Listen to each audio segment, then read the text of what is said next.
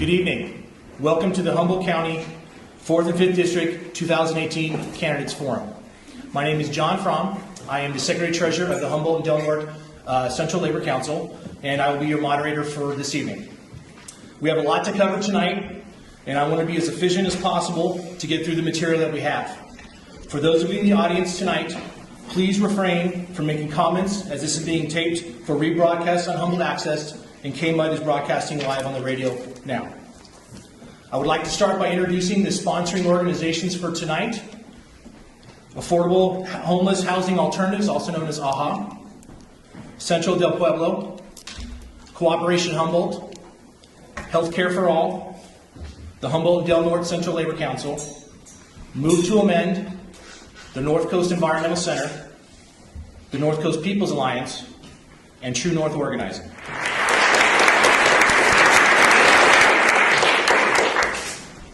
I would like to thank the supervisor candidates for being here tonight, as we know their time is valuable. As such, I would like to introduce tonight's candidates.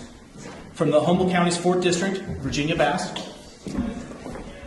Danny Burkhart, and Marianne Lyons.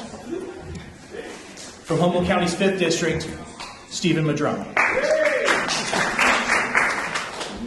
Again, quiet please, we have a lot to get through. In planning this forum, we wanted to make sure that everything was fair and impartial. When we contacted the candidates, we acknowledged their busy schedules by asking them to save a date.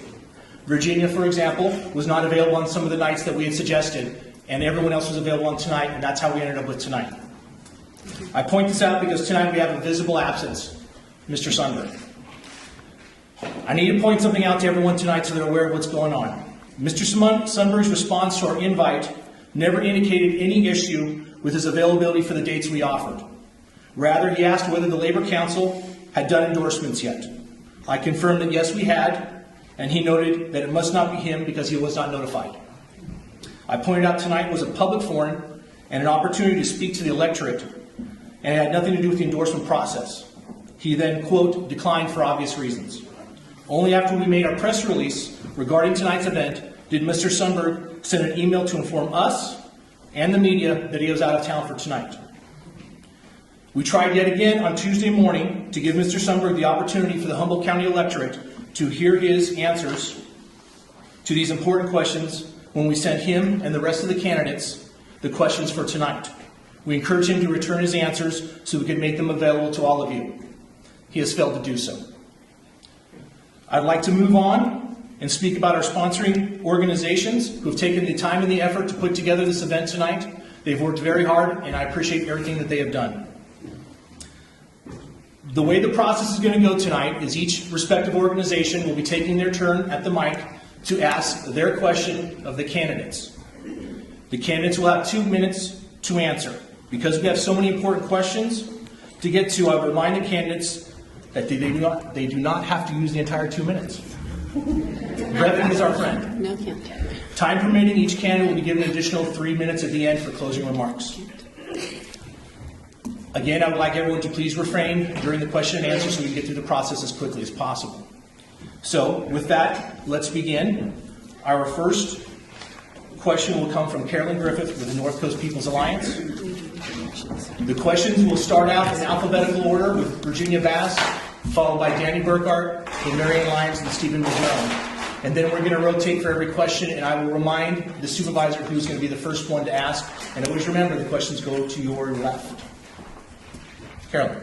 Would you support an amendment to our county campaign rules to limit donations from out-of-county contributors to a maximum combined contribution total of $5,000 and a per contributor max of $500 per election cycle?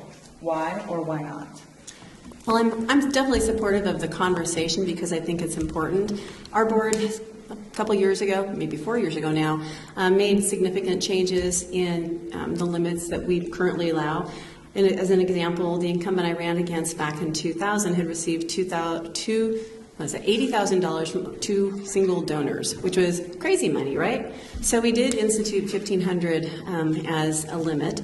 I think, we could certainly look at something different for out of county, but I think it has to be looked at a little more carefully. I mean, if someone's mother would like to support them and she wants to send her son $600 or daughter to support him over the 4 years to run for office, are we really going to say, Mom, you can't do that? And then also, when it comes to unions, some of the PACs that actually have checks that they send not from the local unions, those come from out of town too. And so it's like, how do we want to define out of county? But I think it's definitely worth the conversation. So thank you. Danny? I'd like to agree that we need to get a better definition of what out of county refers to, because there's a lot of people who grew up here and leave the county who are interested in returning to the county at some point, who also want to have their voice heard in the local politics. And currently, although it is, many of us in the room would feel strongly about changing that money equals speech, right now that's the operation that we're under.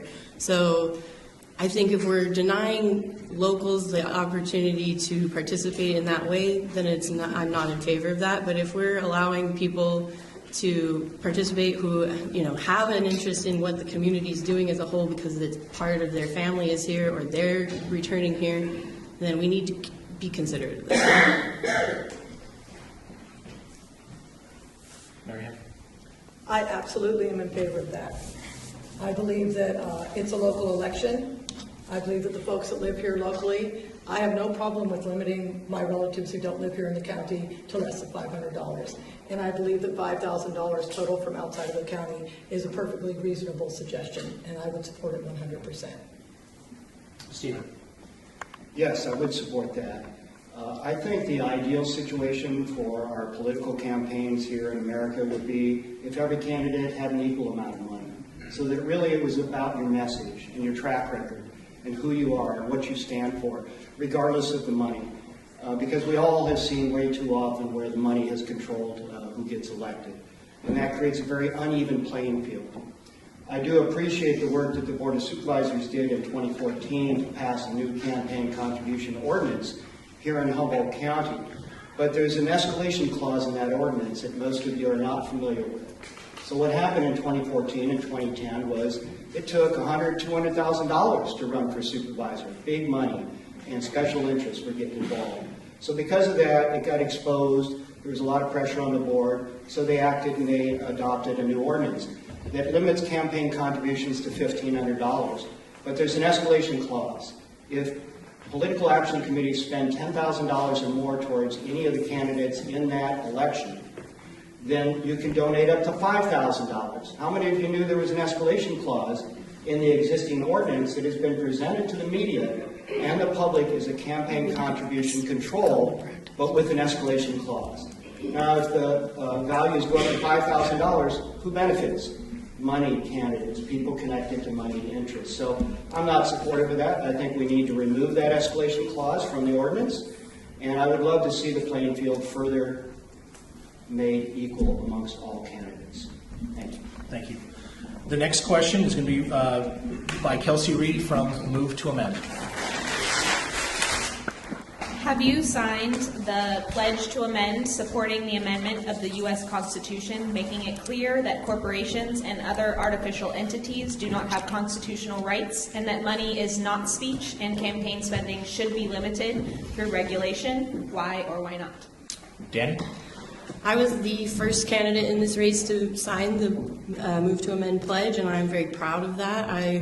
I sought out seeking the pledge. I didn't wait for it to seek me out. And I believe that, like I said earlier, unfortunately the paradigm we're dealing with right now is money equals speech, and that's what we're trying to change. And the only way we're going to change that is by electing people into office who are going to carry that out. And I'm really proud to be one of the people that's going to carry that out. Marianne? I might take umbrage to being the first candidate who signed, but we'll let that go. I have signed the pledge to amend. I've worked on it for years. I think that it's always been unconstitutional. I teach the Constitution. I just finished teaching human rights to my 8th grade students. I think that corporations have absolutely no place in trying to discover and decide who runs our government. I think it's a travesty. I think it should have never passed, and I will do everything in my power for the rest of my life if I need to have that constitutional amendment taken care of. Steve? Yes, I support the move to amend, and I have signed the petition. As I said in my previous statement, I believe that people should run our government, and people should run our country, and I think corporations provide assets and things for our community, but I do not believe they should have the same rights as people. It's that simple. Virginia. I have not signed the pledge, but I don't believe the corporations are people. I haven't signed the pledge because I think the course of action needs to be where it can be changed. And that's going to take a Supreme Court ruling or a 2/3 vote of the Congress to overturn the current law of the land. So I think it's a good goal. I haven't signed the pledge, but I'm all for corporations not being people.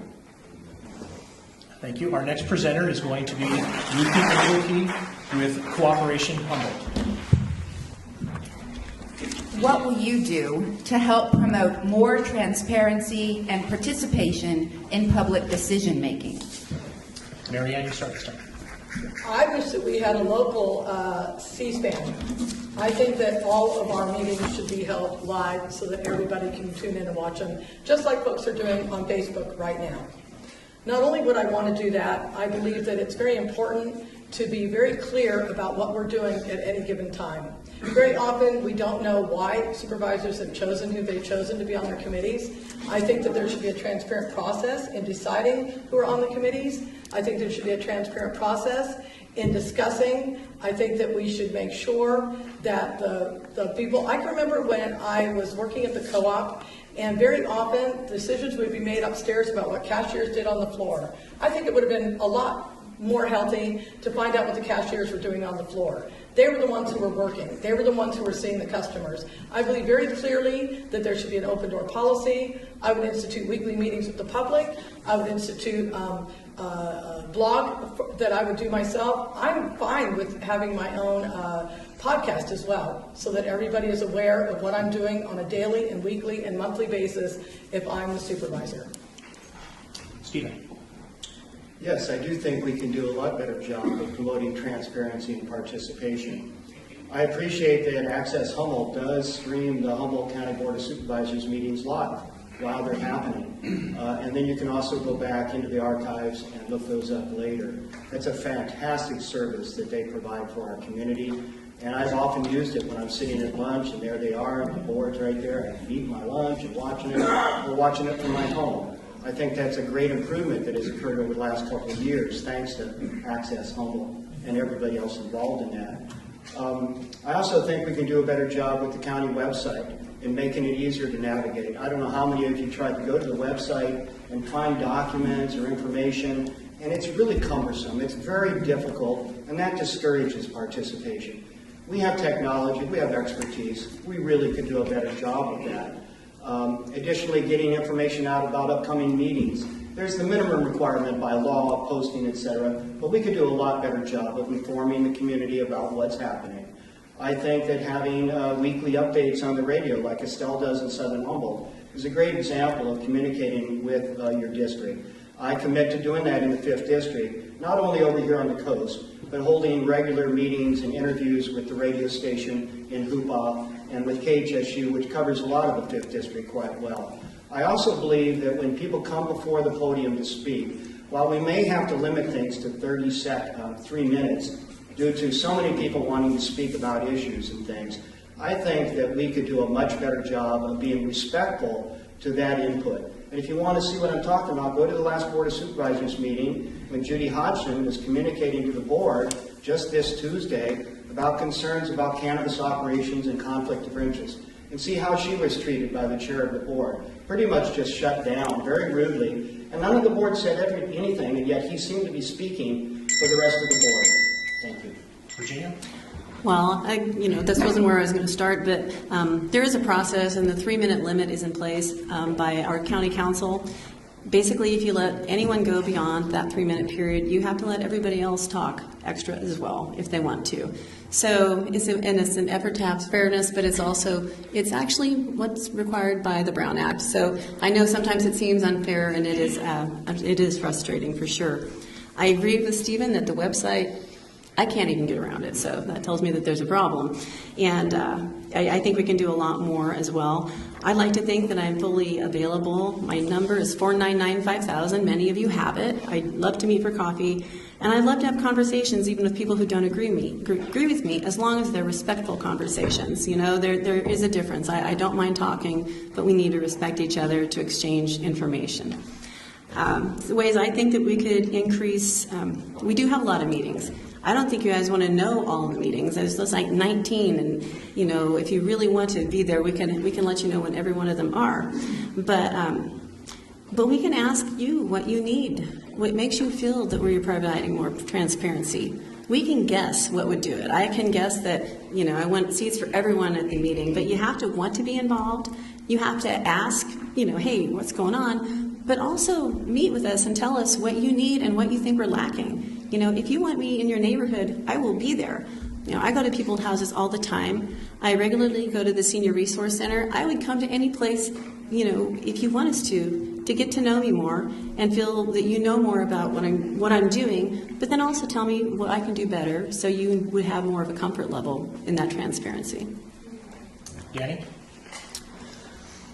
I'd like to agree with Steve on a lot of the points he's making, and for brevity, I'm not going to repeat most of them, but I think respect is a two-way street, and it's definitely deserved when you're in a constituent to elected position. And like Steve was mentioning, the Board of Supervisors on Tuesday, what I saw there, was not only unprofessional but unacceptable. I don't care if you're going over the 3 minutes, you don't deserve to be spoken to that way. And as a woman, I'm kind of shocked that you didn't stand up for your fellow woman who was at the commentary podium when Supervisor Sundberg stepped out of line. So there's a lot we can do to increase transparency. We can have like a C-SPAN style network where we can broadcast all of our meetings. We already broadcast many of our meetings, but we can do more. We can also take advantage of the tools on social media that are available to us, that are underutilized by the county currently, that gives people a better picture into the daily operations of what the county's up to. And the website, you know, need I say more? I'm going to let this one go here. Thank you. Our next question is going to come from Tony Salvaggio with the Humboldt and Delmar Central Labor Council, and he's a delegate from the California Faculty Association. Since the closing of the HSU nursing program in 2011, our region does not have a program that offers a Bachelor of Sciences degree in nursing, a degree that many healthcare systems require for hiring eligibility. The program's end has been cited multiple times by local healthcare providers as being a primary cause for a shortage of healthcare workers, including the recent Eureka nursing home closure and a shortage of county healthcare staff. The California Faculty Association would like to ask the candidates whether they would go on the record supporting a rural medical degree program at Humboldt State University and lobby the state for funds to support such a venture. Stephen? Yes, absolutely. You know, some of the strengths of Humboldt State University have been the nursing program that was discontinued, one of the few in the whole state, and our natural resources programs. And I think when we start cutting off these programs that have been the real basic entities at Humboldt that have supported our economy, supported our medical profession, that's just a crying shame to see that kind of stuff happening. Some of you may know that I'm a lecturer at Humboldt State. I've been teaching there for the last 7 years. I got both my degrees at Humboldt, Bachelor's of Science and Master's in Science and Watershed and Natural Resources. And it's amazing to me that whenever budget cuts start happening, whether it's at the university or at the county, rarely is it the leaders that take the budget cut.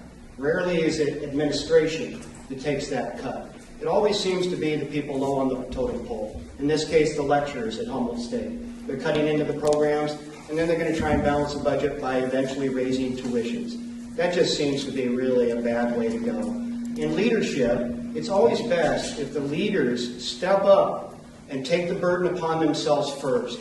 So at Humboldt, I would like to see the president and the administrative staff cut back. If we're cutting back 1,000 students, we don't need such a big administration. And truly, over the last 10 years, that's what bulked up at Humboldt that created a lot of our budget crisis, along with state issues. So I would start at the top and cut back there. The last thing I would do would be cutting the teachers and raising tuition for the students. Same thing happened at the Board of Supervisors. In order to balance the budget, any new employees being hired will get a lower benefit package than existing employees in order to balance the budget, all while the board has given themselves raises and a very nice benefit package. I have made a campaign promise that if I am elected to be your supervisor, I will not take a raise. I'm only one vote. If the other 4 vote for the raise, I will donate that raise to SEIU, to in-home care workers who are working at kids. Okay, folks, start keeping down. Sorry. No? Virginia? Thank you. Yeah, I'm not sure what HSU is thinking, and I think they've made a lot of decisions that have been done in haste that really haven't been the best. They certainly did not reach out to the community to see what the community wanted. I'd be happy to go on record supporting a rural medical degree at Humboldt State University and lobby at the state. I'm at the state a lot. I can lobby for funds. And if you have something for me to sign tonight on this, I'd be more than happy to do it, because this one is something that, we really need to see a change in. In regards to, I'll respond to a few of the things that I've heard just now because I still have time. In regards to not calling on Supervisor Sundberg for his comments, I spoke with him afterwards. I do not believe in public shaming. I don't believe that if I don't agree with someone. I just think it's something better. I learned that in having a small business. You never would shame someone that was your employee in public. That's like the worst thing you could do. So that's why we talked later. And then in regards to lowering benefits, actually what we did was ordered by the state. The state has changed rules with PERS, and there had to be adjustments made down. So we did what we were required to do by law, actually. And in regards to taking cuts in pay, when I was at the city of Eureka, my last year as mayor, I gave my entire pay back to the city of Eureka. That's $10,000. Maybe it doesn't sound like a lot. My husband was not happy that I did that, but I did it. And nobody really cared. Nobody else did it. I challenged the other people on the city council. Larry might have been there. Nobody else did it. So to say, oh, don't take cuts was kind of like a little bit funny. And I have also we've turned down at least 2 raises on the board. So, sometimes there's a few facts that don't necessarily get on the table. It's okay. Danny? I definitely support a revival of the nursing program at HSU. It was award-winning back in the 80s, and I look forward to seeing that happen again. I think that's one of the biggest ways that we can, solve one of our healthcare access crises, is that we can, get people who are already interested in being here, who want to come to the university, to stay here and to take jobs here. And I definitely would lobby the state for funds on that level. Marianne? A couple quick things. I'm a teacher, and I can say that teachers are suffering under a crushing weight of terrible insurance. I had 1 medical test done last year. Out of my pocket, I owe $6,500. That's my copay. So I can tell you that that's happening to anybody who belongs to PERS, whether they're a kindergarten teacher or a professor at HSU. One of the things that I find troubling is that we don't have very many tenured professors anymore. Now, when you're a lecturer, you don't get benefits. So they'll bring in a couple lecturers to teach 1 or 2 or 3 classes. And that's kind of makes it very difficult to try to create a new, robust, and vibrant RN program. So I would like to see, although there are some talks about CR and HSU coming together, they were talking about maybe having it be fruitful this fall in 2018. It hasn't come to fruition yet, but HSU and CR are talking about creating an RN program again. We need to be clear that the most important part of that is going to be encouraging the right teachers and professors to come up here to teach. Again, it's very hard to find good tenured folks to come up here, and we want to really encourage the right teachers and great teachers to come up here to recreate that program and bring it to fruition. But I do believe that HSU and CR are trying the very best they can to find the state funding to bring it back so that we have a little bit less deficit in our rural nursing program. Thank you. The next question is going to be from Brenda Perez from Central del Pueblo. On behalf of immigrant residents of Humboldt County, I'm expecting inclusion in your projects. The question is, will you vote in favor of the Sanctuary Initiative for Humboldt County, and why?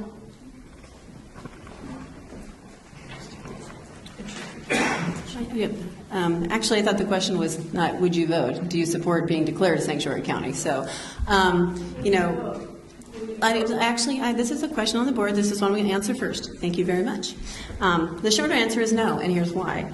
I believe it could provide a false sense of security. I think it would call attention to our county and actually bring more scrutiny to our community, which is not going to be good. I don't think it would substantially change the current policies, although I am aware that policies could change given other sheriffs that could be elected in the future. Out of last year, there was 26 requests made and 2 people were sent. There were drug offenses and a pedophile. You know, so I'd like to think that, you know, the sheriff is really trying to keep people with families and not get them in this situation. You know, most people who are here but documented are wonderful members of our community, and I think we all understand that. So you shouldn't be afraid. I am so frustrated by the fracturing that has happened in the country. This conversation should not even be happening. We should be caring for the people who are in our community. But what I really think, and I think the ballot initiative is a good way to do this, because I think you're going to get a good gauge.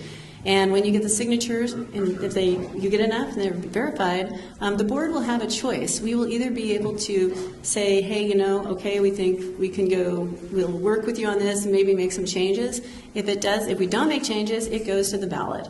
So, and then whatever passes there, the county has to carry out. So I think we have a lot of options. I think there's still the ways we can work on things. But I think what really needs to happen is I think the feds need to step up and really work on comprehensive immigration reform. I have gone back to conferences so many times, and all they do is talk. So now there's a group of us from the National Association of Counties who are on a task force to push that, because there needs to be a better path to citizenship. Danny. I support Humboldt County having the vote for Sanctuary County. I have signed the petition for it to be on the ballot myself. I've also gathered signatures for it to be on the ballot. I think this is an important issue that needs to be talked about. I think it's going to the ballot because it couldn't be brought from the Board of Supervisors itself. And I think if California is already a sanctuary county, then why aren't we ready, or if California is a sanctuary state, excuse me, why aren't we ready to be a sanctuary county? And I know that there are counties who are trying to opt out of that, but I thought that we cared more about our community than that, and I look forward to seeing people prove me right that we do care about this community and the people in it. And whether you're undocumented or not, you're a human being with rights, and you deserve to have safety in your community, and you deserve to be able to call upon public services when you are feeling unsafe, because that makes us all safer. If things go unnoticed and unreported because they don't feel like they can report things that are really going wrong in the community, we're all at risk there. So we need people to feel safe in this community. Marianne. Gracias para tu pregunta. I'd like to say that I support it 1,000%, maybe 10,000%, maybe 1,000,000%. I've done my best to gather signatures, to walk the walk and talk the talk, and I have felt this way for many years, not just now. I will do everything in my power to make the constituents in my community feel safe. We are a sanctuary state. The least we can do is say that we are willing to step up and agree with the state and be a sanctuary county. And that's all I got to say about that. I have grandchildren that are Hispanic, and I will do everything in my power to make sure that any Hispanic member in my community feels safe in it. Stephen. I support the sanctuary ordinance being on the ballot. I personally support it. I believe that it's the right thing to do. I think there are a lot of vulnerable individuals in our community that are here, that are really hardworking members of our community, and they haven't committed any criminal act. Coming across the border undocumented is not a criminal act. And they're coming because there's workers that are needed. There are a lot of jobs that it seems like many of us that live here legally don't want to do. What's up with that? What's that all about? There are many employers in this county who hire undocumented workers. And there's obviously a need for these services. But I'd like to see them be raised up. I'd like to see them have a pathway to legitimacy. Many of our ancestors came to this country seeking sanctuary from Europe, from religious oppression and other things. So are all of our ancestors somehow really bad people? I'm sure the Native Americans wish that we probably didn't come here for sanctuary. Sorry, I'm not trying to solicit that. But really, sanctuary, I mean, churches have always been sanctuaries. If you think about sanctuary, it's this idea of sacredness, of protection. I fully support that concept, and anything we can do in our communities to make those of us that live here, that are residents, be respected and included in our community. We have limited police funds, limited safety monies in our community, and I would much rather see that these funds be used to go after the real criminals. And for the most part, those are not the undocumented workers. There's a case now and then of issues, but mostly these are very hardworking, responsible families and individuals, and I think we need some compassion and some empathy. So I'm glad it's on the ballot, and I look forward to seeing Humboldt County support this. I'm glad the state has passed a sanctuary law, but we need to take it a little bit further, and that's what this ordinance is designed to do. I know it's also divisive in the community.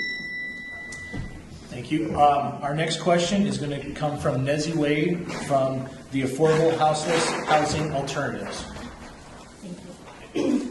How will you use the shelter crisis declaration as a tool for the county to establish legal, safe, supervised living spaces for the currently homeless? Danny.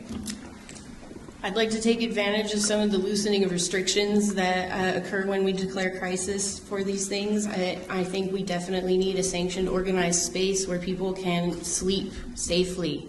And I think that they need to not have to be forced to separate from their partners or their children to sleep safely in a space. I think that that's a really important thing, is keeping our families together, keeping our partners together, because they have more strength that way and are more easily reachable when they feel stronger.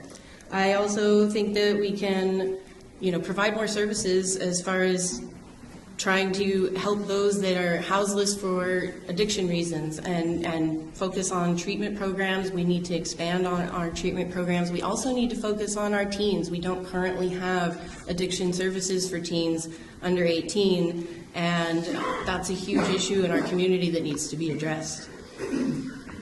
Marianne? As many of you know, I worked at the co-op here in Eureka for many years. Every morning at 7 o'clock, as the shelters emptied, people showed up with their kids in their strollers because they were kicked out for the day. They had to spend the day walking around town. Men, women, children, in the rain, walking around town. We need a safe 24/7 place for our fellow neighbors. We need a campground. We need to work towards having a safe place where they can have transportation, services, internet, to try to move their lives forward while we are working toward housing. Right now, we are in a crisis. We need to offer them sanctuary now while we are working toward permanent housing. I am totally in favor of figuring out a way to have a place for my fellow neighbors who walk out of those shelters every morning to go over and get a cup of coffee and walk around with their children in the rain to have a place to stay.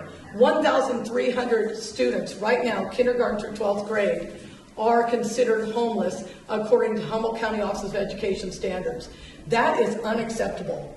We need to provide a place for them to be during the day as well as at night.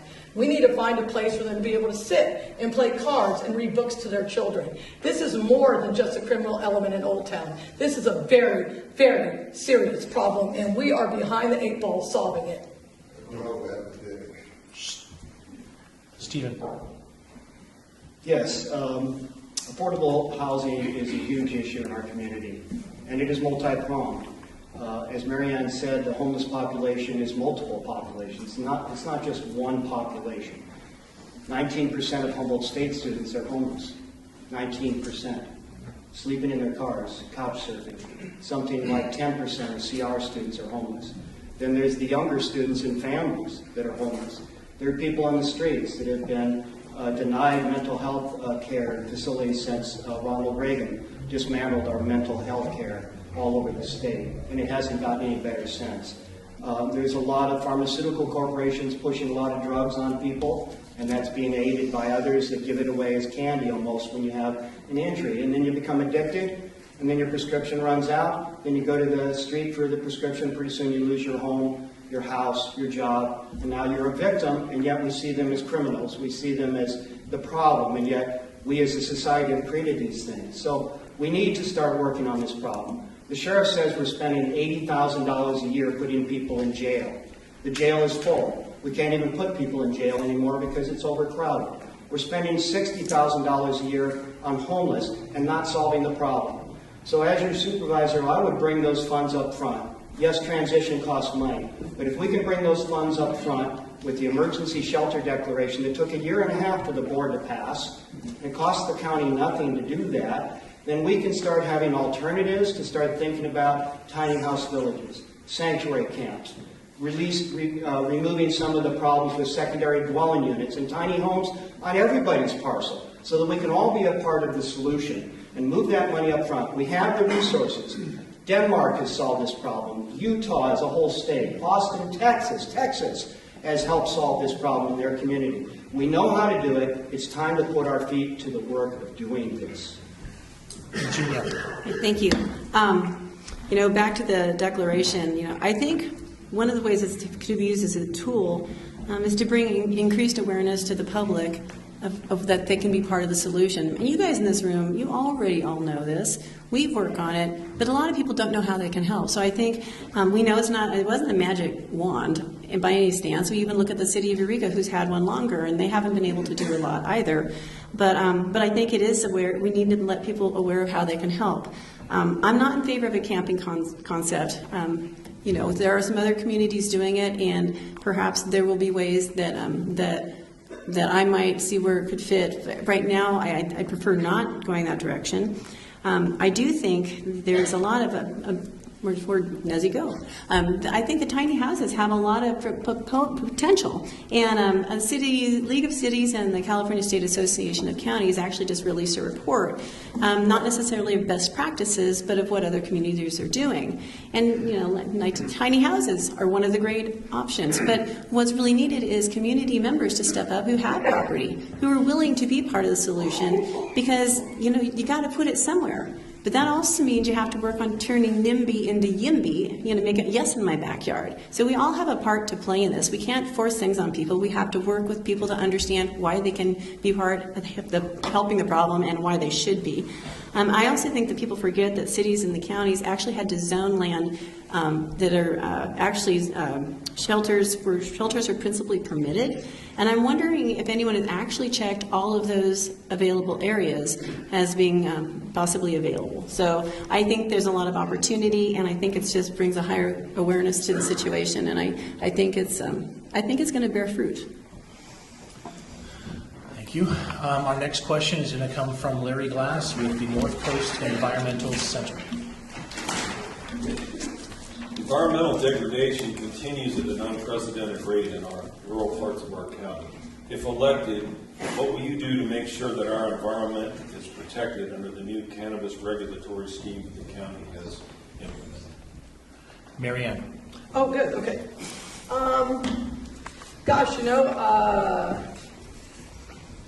Boy, do I agree. I am morally, ethically, and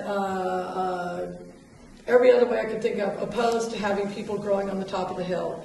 I'm a little bit upset that so many folks have been able to get permits after they did so much environmental degradation to begin with. Oh, we've already cut everything down on top of the hill, so let's just go ahead and give you a permit if you do these few minor things to clean up. I think they should have been held legally responsible in the first place. I will do everything in my power to make sure that it just doesn't continue. I'd also like to take a moment and just remind everybody that while we're sitting here tonight, while we're waiting for tiny houses to be built, there's going to be people sleeping on the street. And they're going to wake up tomorrow and they're going to walk around. And that's why I'm very much in favor of finding a place for them to sleep tonight and have a place to sit tomorrow. Steve? Yeah, the whole cannabis industry and The environmental degradation related to that is one of the big issues, but forestry has also been a big issue, and over the years, forestry has improved dramatically. We've really, over time, helped bring that industry to a place where it's doing a lot better work. It's building roads better. It's maintaining those roads better. There's still a long ways to go, but I'm proud to be teaching forestry at Humboldt State now after 30, 40 years of bringing that industry into a far more professional approach to things. We have a ways to go, as I said. But the cannabis industry, we've made some serious missteps. A lot of people think that everybody growing in the hills was creating environmental damage, and that's just simply not the facts. As you may know, I've spent my entire 45 years here in Humboldt doing watershed restoration, working all over the communities and watersheds in Humboldt County. And I can tell you that many of the early mom and pop growers in the hills were very responsible stewards and were not creating that environmental damage. It was after 215 passed, and a lot of people came into the hills just for the money. Not for homesteading, but for the money. And they blew it up big. Yes, some of the original homesteaders' kids also blew it up big. And it was those people that under the Cannabis 1.0 ordinance that the board passed were incentivized to come out of the hills and start growing in our backyards in Fortuna, McKinleyville, and Fieldbrook. And they were given 4 times the growing area as an incentive. We can do better than that. It's killed the economy. 30% drop in sales in the county over the last year. That's jobs. That's income that goes to police, roads, and other things. I am looking forward to 3.0, where we can incentivize good stewardship in the small growers, and yes, help them get their road associations to become functional and take care of the roads out there in the hills. But we have done a poor job of dealing with this in terms of the environmental stuff. Now we've got hatch labs next to the Mad River. Virginia. Well, Larry, I have to say I agree with you. We didn't always be able to say that. It is exactly, it's a horrible problem. I actually have to agree with Stephen that, this is, 1.0, we are trying to learn. It's like building the airplane while going down the taxiway as you're ready to take off. And then you take off, and next thing you know, you got engine failure, so now we have to go. And it's like we're going to constantly be recreating and making it better. Part of the Remove, Restore, and Remediate program, which did give an incentive to get people out of the hills and into ag lands, it was meant to actually do something that was good. And unfortunately, there was less attention paid to like spheres of influence, and that was a mistake we made. And I'll own that mistake. But we want to do something better. We're doing things better, and it's going to take a while. It's just kind of a new industry, and who'd ever thought we'd have been talking about this anyway? So it's actually really an exciting time as well. Enforcement is paramount. We have to make sure that we get the bad people out of the hills. And I think with the tax dollars that will be coming in, which is estimated to be around $10 million, well, that's the bills that have gone out. We hope it comes in. I think we'll have an opportunity to really start stepping up enforcement. We do have the satellite imagery now available to us that will make it easier for us to spot where the bad players are so that we don't have to send individuals out searching. It's a lot more efficient and probably more safe. And a big concern for me about this is the number of abandoned properties that are going to fall on our shoulders to clean up.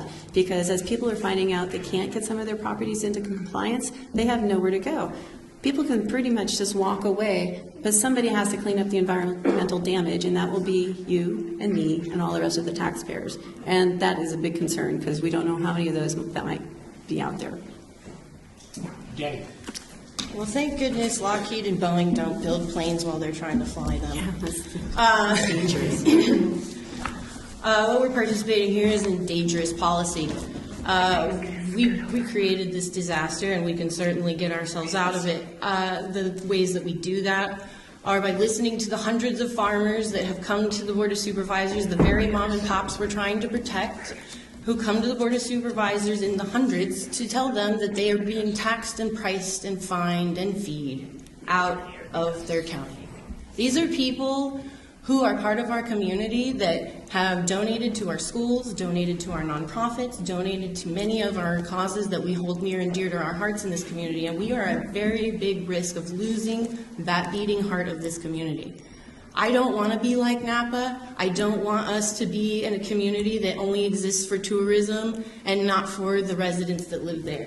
This is about our community and preserving the community that is here while allowing people to come here and appreciate what we have to offer.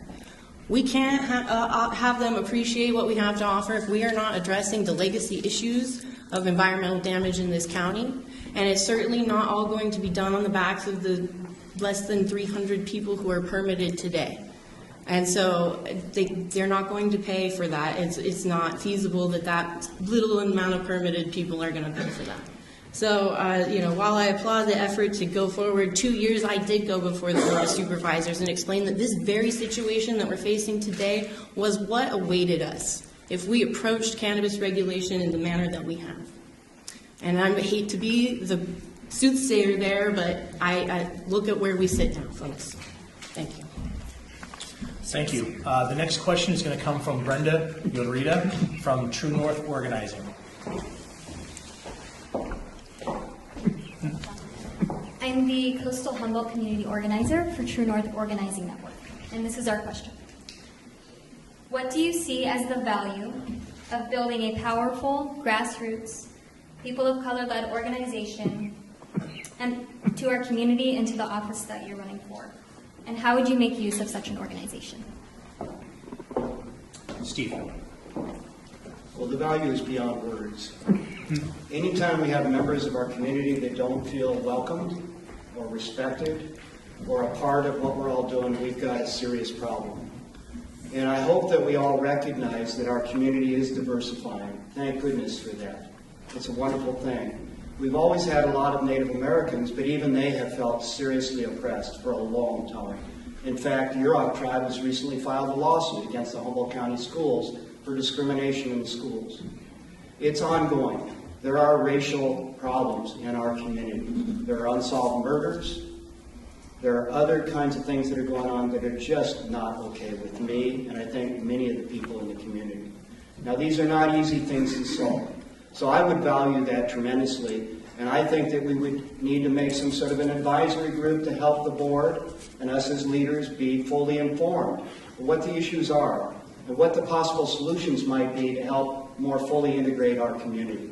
So I would be fully supportive of that, and I would do everything in my power to try and reach out and make sure that everybody in our community, all residents, feel welcomed and respected. I also want to say that my family, I have 16 grandchildren. 6 of those grandchildren are adopted foster kids that my 2 daughters adopted. Our grandchildren are white, black, Latino, and Native American. We support racial diversity in our family and the way I try to operate. And I think we can all do a better job. I'm not trying to hold myself up as some sort of a saint or some sort of a perfect person, because I clearly am not. But I think we can all do a better job, and it starts with compassion and empathy for those of us around us, and trying to do whatever we can in our daily lives to make sure that we're all welcomed in our community. Virginia. Thank you. I'm all for any grassroots organization, but I think one of them being led by people of color has an added benefit that we have been missing. I do think there are voices that haven't been heard. And what makes it hard is nobody knows necessarily how do they be effective. And so for me as an elected, I would find great value in having people who help me know what's on the radar. Because sometimes, we don't know everything that's going on out there, and nor do we pretend to. There's a whole lot more that we don't know. And so being the eyes and ears of the community to help, bring us up to speed on some things would be really important. Now, if that's for me as an individual supervisor, I think we could also, we have the ability to create actual committees. There's the actual process you have to go through. But we've had commissions in the past that have been found for purposes. There used to be the Women's Rights Commission. I can't remember, it was a long time ago, before I was there. By the time I got there, women were pretty well represented in at least, the political arena, and we couldn't get anybody to join that group. So it was like, okay, we finally disbanded it. But there's nothing that says that we can't bring a group together, such as what's been suggested, and find something that is really useful in the community. And the one thing I'll say about the mom and pops who came and talked to us, I did feel really badly that a lot of them are really struggling in the cannabis business. But I do have to say the ones that came up and said, I've been growing for 20 years and now I've had to sell my property. You know, it's really hard for me as a business person in the past. There's this thing called saving money. And I know that's hard to save it in places, but I also know stories from people who I know that are growers that tell me how they used to spend years, you know, kind of spending the money. So there's some responsibility there as well. Okay. I really see the value in a people of color-led organization for our community. I look forward to an organization like that building up a candidate for this seat in 4 years. I would really look forward to seeing somebody of color running for this seat in 4 years, and I look forward to backing them wholeheartedly when that happens. I think we also need to see more diversity on our existing commissions. Our planning commission currently, which is 5 of which are appointed by individual supervisors and 2 of which are at large that are voted on by the board, it's a currently all-white male board.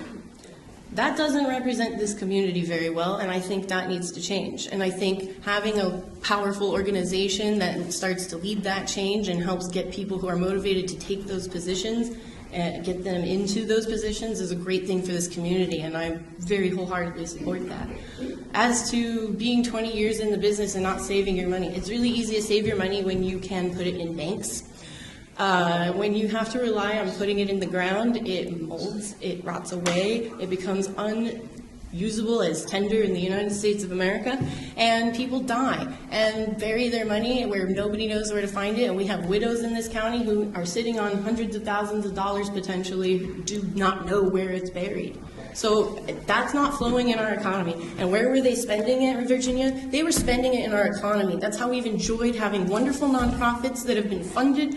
That's how we've enjoyed many of the services that you enjoy to be able to take your pension and your benefits from, because 56% of our income comes from property taxes. By golly, I am so tired of listening to this. Well, they should have done this and they should have been a real business before it was ever even legal, before it was ever even a notion that somebody would be talking about this today. You didn't think we were going to be talking about this today, and you're telling people they needed to have a crystal ball to know that what they would be facing today, what they're facing? Please. Marianne. Oh gosh, I just got to Sorry, say. I'd like to remind the candidates respectfully that that wasn't part of the question I asked. Thank you. Thank you.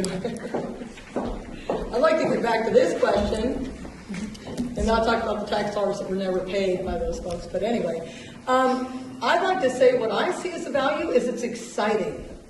It is exciting to get to know people. It is exciting to demystify the other.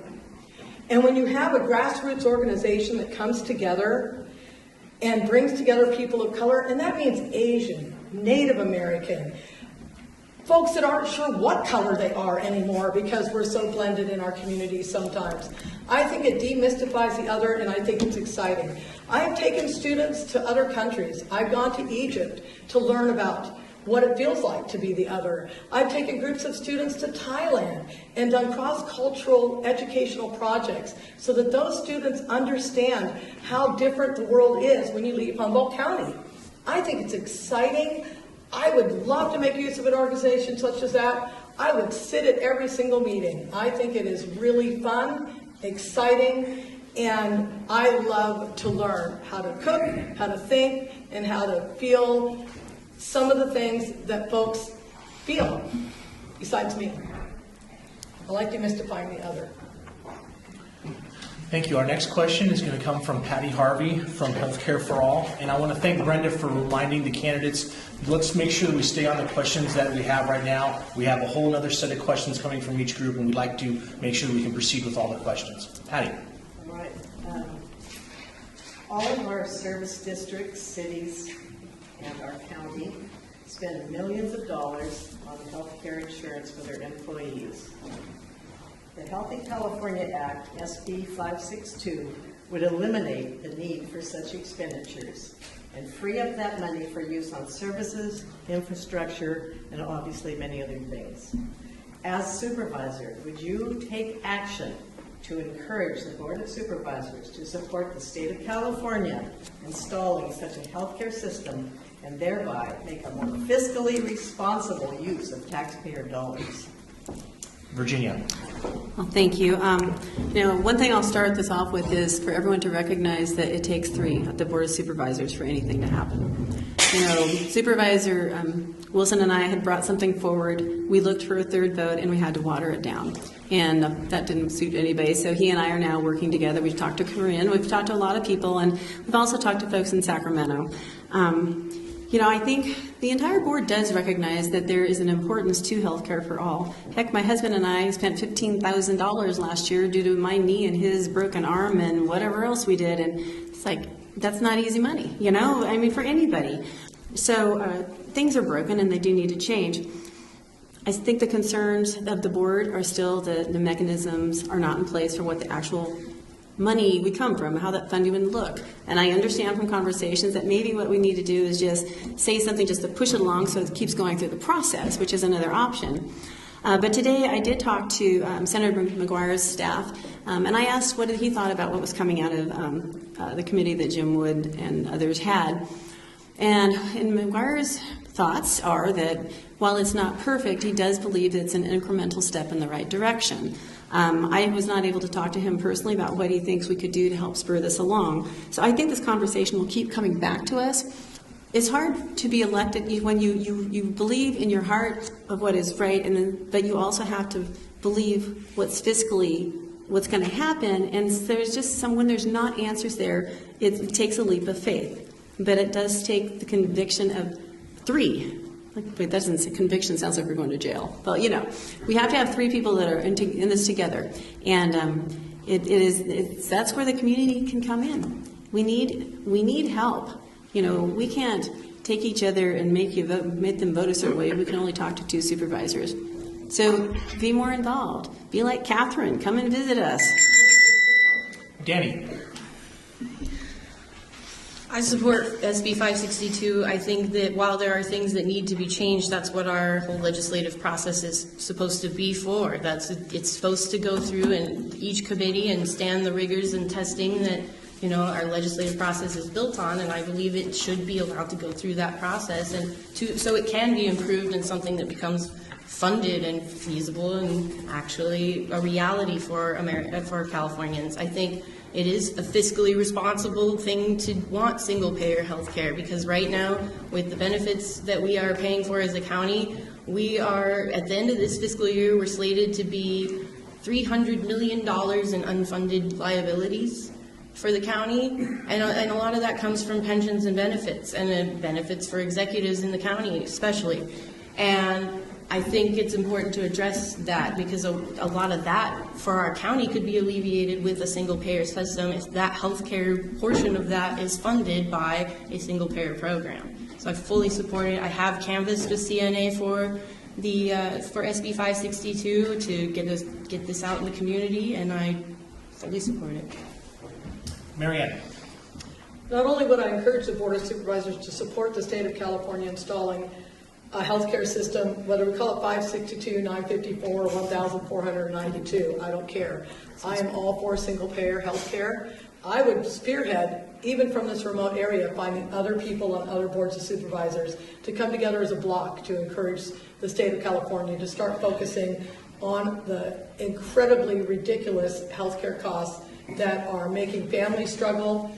I just remember on the parade the other day, my son's here, I had somebody come up and say to me, I have to leave my husband because I can't afford my surgery, and so I'm going to leave him and say that I'm single so that I can get my surgery done, because they're going to use the price of our house and our car against us. It's ridiculous what people are going through for health care right now. That doesn't even include what contractors and other folks are paying in workman's comp fees, because they are having to pay insurance on top of being insured and on top of insuring. I think that other places have done it, and I think that we should spearhead the state of California doing everything they can to be at the forefront of making a change that rolls across the entire United States of America. Steve. It's high time for single payer, right? I mean, when is this going to happen? Thank goodness for people like Catherine Donahue, Patty Harvey, and a lot of the other nurses and others in the community who have been the leaders in this, who have been going from community to community, getting resolutions in support of this. yet the Board of Supervisors has still not acted. I do appreciate the work that Virginia and Mike did to try and bring it forward, but it seemed like the board listened a lot more to Assemblyman Wood in regards to the problems with the bill. It has been my experience that those individuals who have really good health care don't see a problem. Whereas those that don't have good health care, or even have it but can't afford to use it, which is most of the rest of us, see a serious problem. And when people like the Assemblyman and others bring up the issue of how are we going to pay for it, really? I mean, aren't we already paying for it? But it's all going to profits for the CAOs and for the insurance corporations, for the distribution corporations, for the pharmaceutical corporations. So if we had campaign finance reform, and we took the money out of campaigns, because if you look and see who Assemblyman Woods is getting his money from, a lot of it's coming from big pharma and big insurance. So it's pretty easy when we follow the money to figure out why people do what they do. It's not complicated. We've heard this most of our lives as adults. So I would take that out of the system. And frankly, we're already paying all the money. It's all going in as profits rather than taking care of people. I believe strongly, like Catherine and Patty have said over and over again, that health care is a human right and that we deserve it. And once we implement it, when we think about the cost savings, not only to ourselves, but to county government in terms of all of those costs, that's a way to start balancing our budgets and having better wages for our police, our correctional officers, for our in-home healthcare workers and others. Thank you. Our next question is going to come from Carolyn Griffith with the North Coast People's Alliance. The transient occupancy tax is a bed tax in Humboldt County for hotel stays. It generates between $1.5 and $2 million in tax revenue per year, and its spending is at the discretion of the Board of Supervisors. Currently, much of these revenues are handed over to the hotel industry to spend as they see fit. If elected, will you advocate for reallocating much or all of these funds to address some of the pressing needs around mental health, homelessness, and/or in-home support services? Dan. I definitely support moving some of those funds around from the transient occupancy tax. I really love that you brought up that it's given to the hotel industry to do with what they want. It's actually, not to be corrective, but it's given to the Visitors Bureau to do with what they want, and we don't get to see what the salaries are for that board. We don't. It all comes in one lump sum that it gets reported out every year, but it's not. You don't get to see who makes what. You don't get to see what the expenditures are. We just know it's spent on marketing, and in theory, that marketing is bringing more dollars to this county. Well, we're doing a great job at marketing the Redwoods because we definitely got the Lonely Planet thing that Mary Ann loves to bring up, and we rightfully deserve that. However, we're not the only county with redwoods, and there's redwoods an hour outside of San Francisco. We have to capitalize on the things that really make us great, and if we want to see an increase in that transient occupancy tax so we can dedicate more money to other services that we need, then we need to focus on marketing all of our attributes and not having a separate but equal marketing plan for our cannabis industry marketing. We need to be capitalizing on everything that we possibly can to bring money into this county. And that's one great way to do that, and that is a great way of permanent funding for positions that we need in this county. Mary Ann. Absolutely. Plain and simple. I mean, I want to answer the question directly. Absolutely, I will advocate for reallocating much of the funds that are being collected. There are hotels who don't pay them, and the occupancy tax paid, like I think it was Clarion in the last couple of years, didn't pay their transient tax. So I think that those fees should go directly back to improving Eureka in particular, but improving Humboldt County. I think if those occupancy tax fees go to transient occupancy tax fees, go towards allocating mental health, homelessness, in-home support services, we're going to find that people want to come here more because those needs are being met and those issues are being addressed.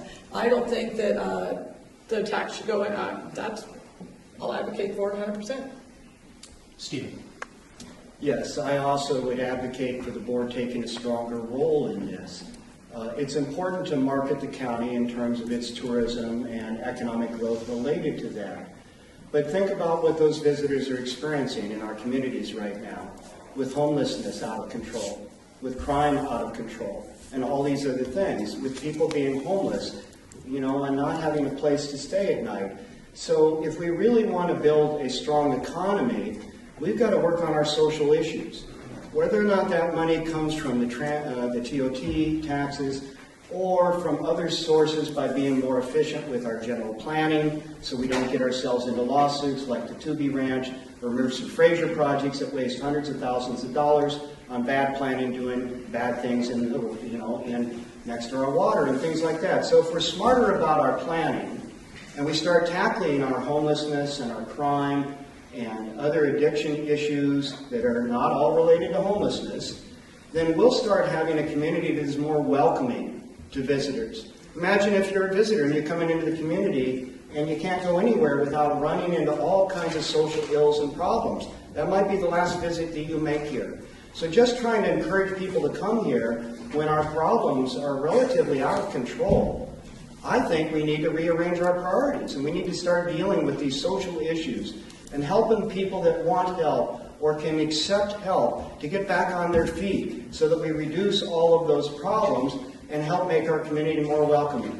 There are many other ways that we can move these funds around to do good things, but these are some great suggestions. These are clearly pressing needs, and I would support that discussion and consideration. Virginia. All right, well, I agree we should be focusing more on the cannabis tourism, as Danny mentioned, but I'll go back to the transient occupancy tax. It's each county and city gets their share. And what goes to the Convention and Visitors Bureau is actually a very small piece of that multiple $million pie, and that is it is contracted, and so the contracts can change. You can also cancel the contract, but so we can use that as leverage when things come up. Some of the things that they have done have been very helpful. We needed them to step forward with that minimum revenue guarantee that we needed to get to land another air service. That's the only reason that the LAX flight is going to start on June 7th. So some of the things they do with that money, are really helpful to the entire community and helping boosting business. But in regards to it going back to the hotels, I think there's a little bit of confusion. There is a portion of the tax that the hoteliers actually imposed on themselves, and that money is allowed for their use because they basically said we're taxing ourselves. So those dollars we don't have discretion over. But in regards to the money where it goes into the general fund, and we do use it to increase public safety, and we could always use more, and so that can be moved around. It's part of the process, and negotiations on contracts, are just that. It's just like when you're negotiating contracts for unions. There's give and take, and you make changes where you see appropriate. All right, our next question is going to come from Kelsey Reedy with Move to Amend. What will you do if or when the Mercer Fraser proposal resurfaces after the election is over? And we're going to start with Mary Ann. Well, if they choose to do it somewhere besides next to the water that my grandchildren are going to drink, and if they go through the proper permitting process, and if they do everything else that I would have to do if I was going to try to build something and I don't have $1 million to, put a lot of money into it, I think that if they want to build hash manufacturing plant 15 miles from water, I'm okay with that. If they want to build it along the riverbed, I will do everything in my power to make sure that they don't get those permits. Stephen. I'm pretty upset, I think, along with the rest of the community over these proposals from Mercer Fraser. And let's be clear, it's not just one proposal. There is the one proposal on the Mad River where the general plan was changed in the last year in order to accommodate that. That application for that project was submitted over 2 years ago. The board, especially certain members of the board and planning commission, knew all well that they needed to change the general plan to allow for that to occur, and then once that was done, then they came forward with the zoning application to change that. This was already known by many people, and when people say, well, I put out the fire, but yet they started the fire and they're not taking any responsibility for having started the fire, we need to take a close look at that. There's another project out on the Trinity River that the Willow Creek Community Service District and all of the community and the school and the tribe said no. And the same planning commissioner that led the charge for the one on the Mad River led the charge for the one on Willow Creek. And this project, both of them were put on the consent agenda. That's how arrogant they were about moving this project forward. They did not notify the adjacent other government entities like the service districts that provide our water. Even though the community spoke against them, they went ahead and approved it.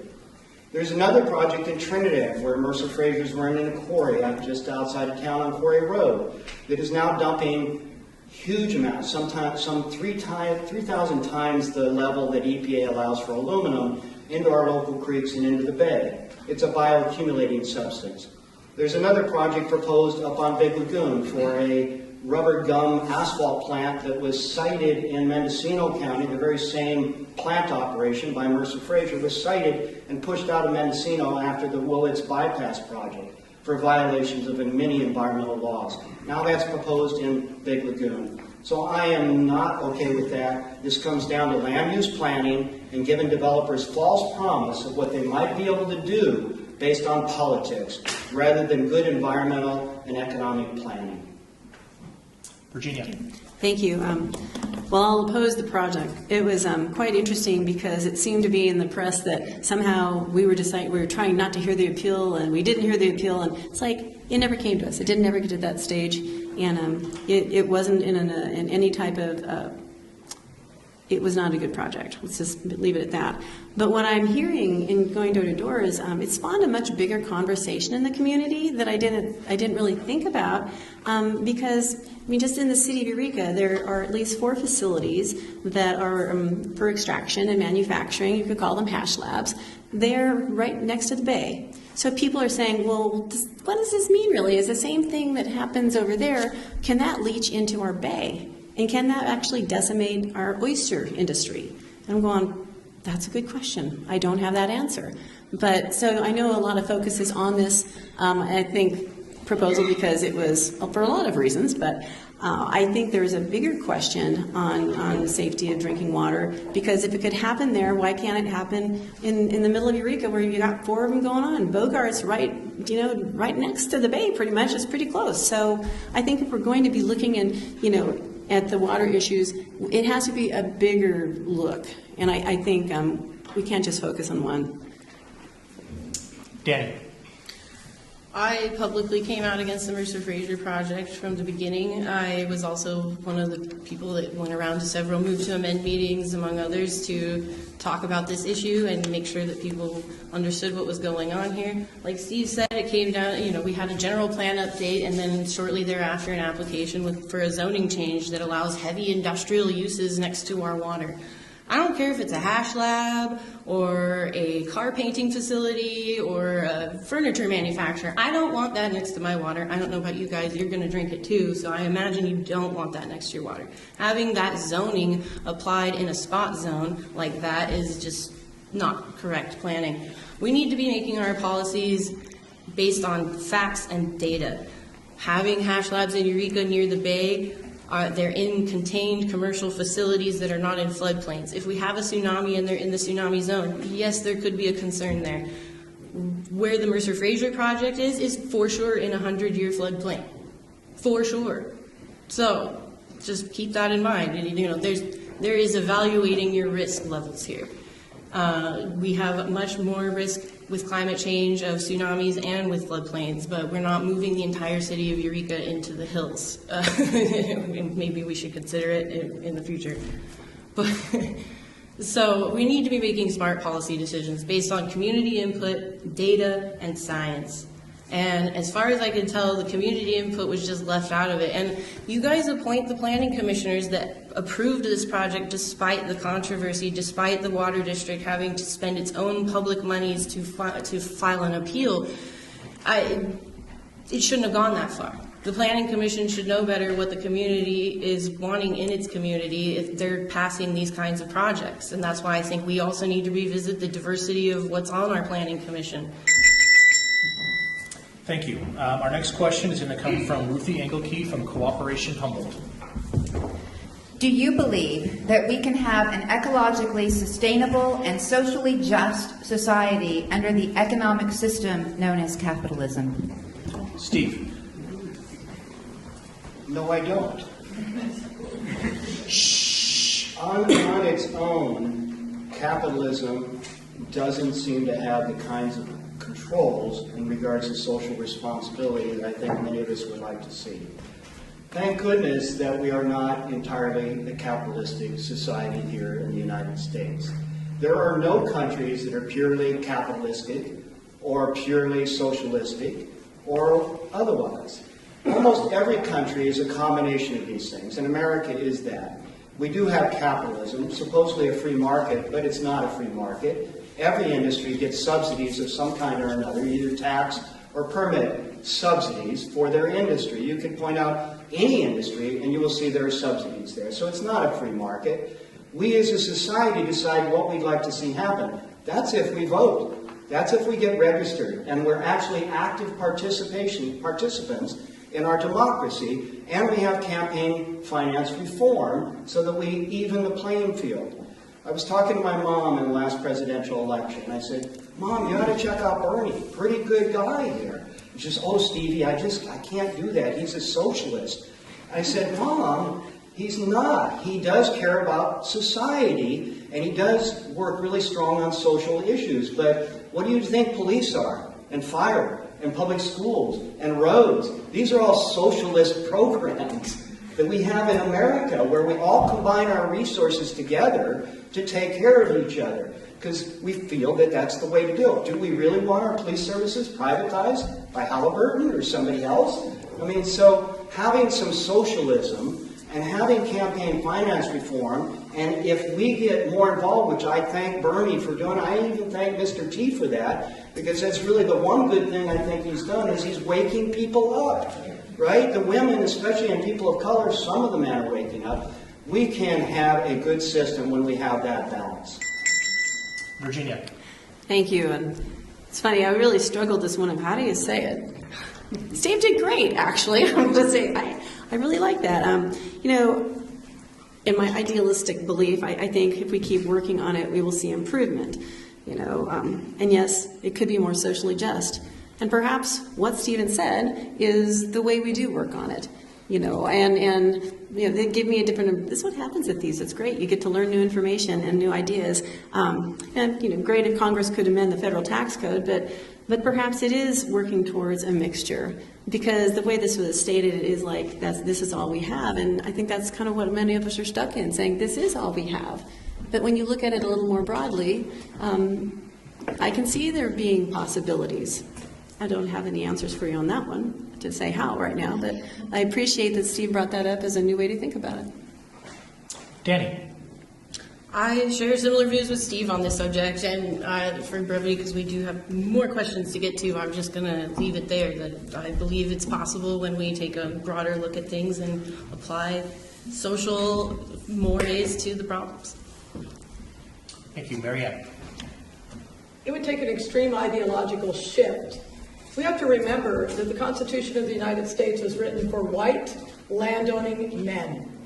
Not women, not people of color, not people who could not buy property, only people who could be owned and people who could be trod on. It is very difficult to have an ecologically sustainable and socially just society when that is not how the United States of America was born. We would have to focus very much on having an ideological shift. There are encapsulated areas in our country that believe in that, believe in having ecological sustainability and socially just communities. But quite honestly and quite frankly, it would take a significant ideological shift that I think most of the people in this room are really trying hard to create. I applaud each person in this room who I've talked to, because I know that you all believe that we should continue striving for a more perfect and more just country to live in, but capitalism as it stands today does not meet that ideological goal.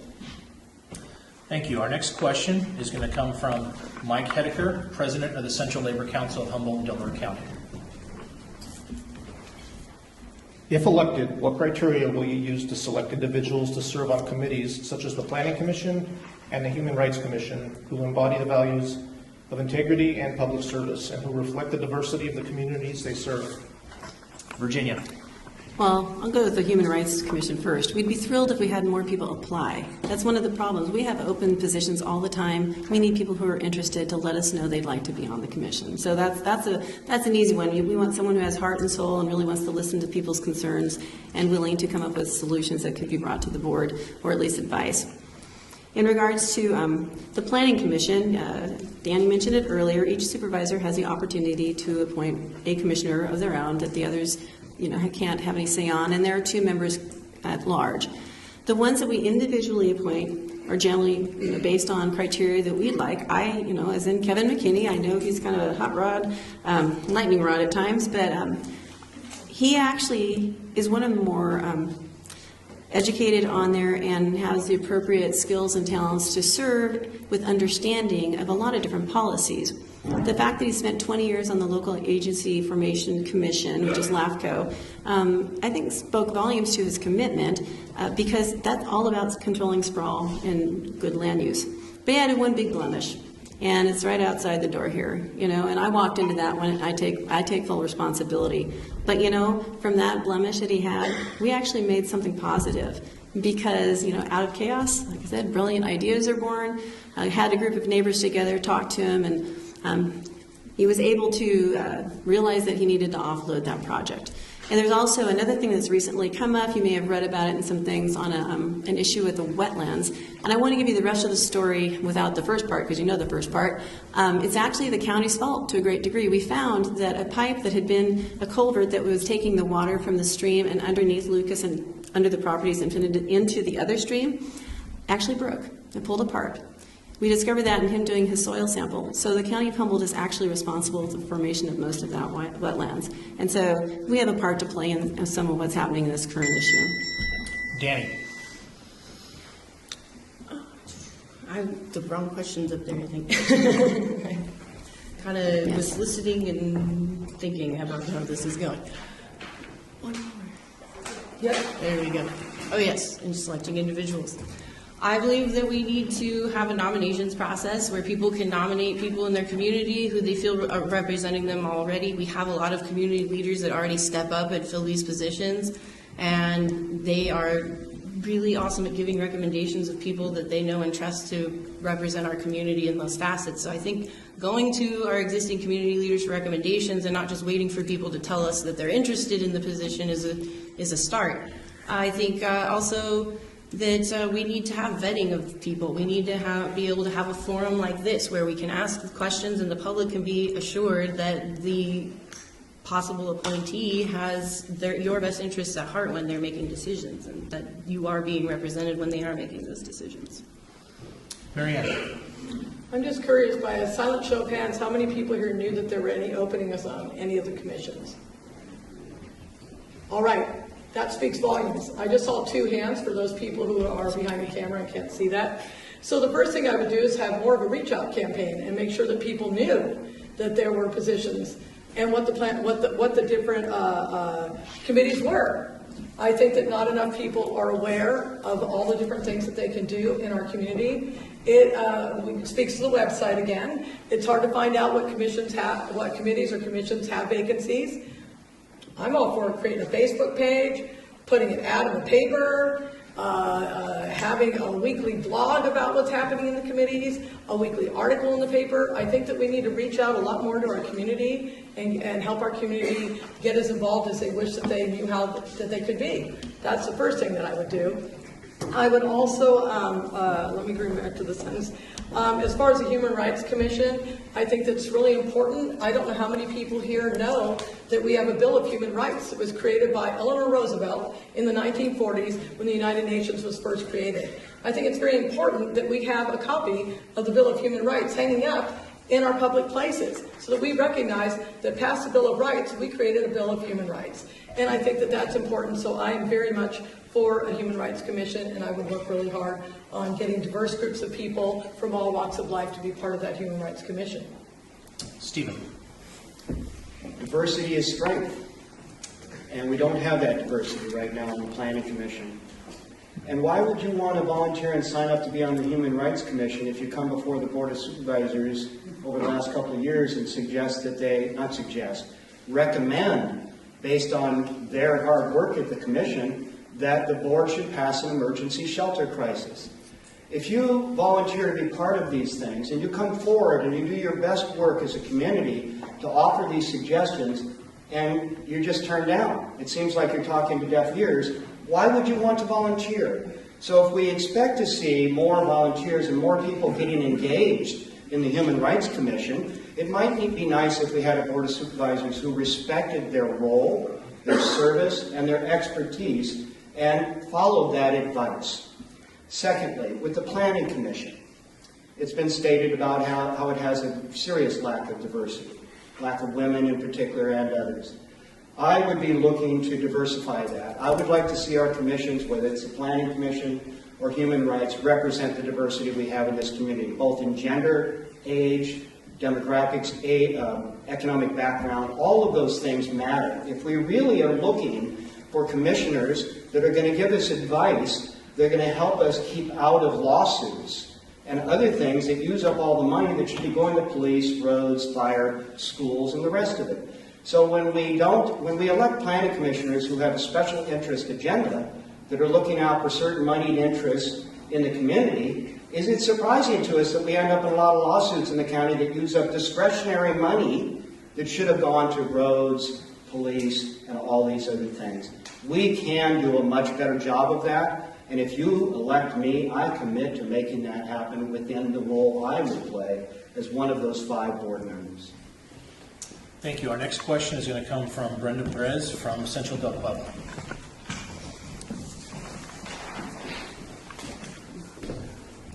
What will you do to ensure that all county services offer Spanish interpreters? Danny, sorry. I would like to see an increase in the diversity of hires so that we have native Spanish speakers on staff that are available there to address some of these issues. I think also finding room in the budget, I know this is, it's pie and there's only so much to go around, but finding room in the budget to provide a critical service so that people are understanding what's going on when they're at the counter trying to get services and are able to have, pamphlets and things interpreted for them so that we are making sure that everybody in our population is participating fully to the extent that they can. And by offering more languages and translations, then that's a great way we can increase the inclusivity of our whole community. Marianne. Not just Spanish interpreters. I know that we needed a Vietnamese student tested for ESL at Eureka High School, and we couldn't find a Vietnamese interpreter because we had to have somebody who was able to read and write and speak Vietnamese as well as read and write and speak English so that this student could be tested, and we couldn't find someone. ¿Cómo se dice everything in my power? How would I say that in Espanol? Todo en mi poder. Todo en mi poder is what I would do. I also think that it's kind of interesting that we have to pay extra, which I did, and to pay extra to make sure that my candidate statement in the sample ballot guide was written in Spanish.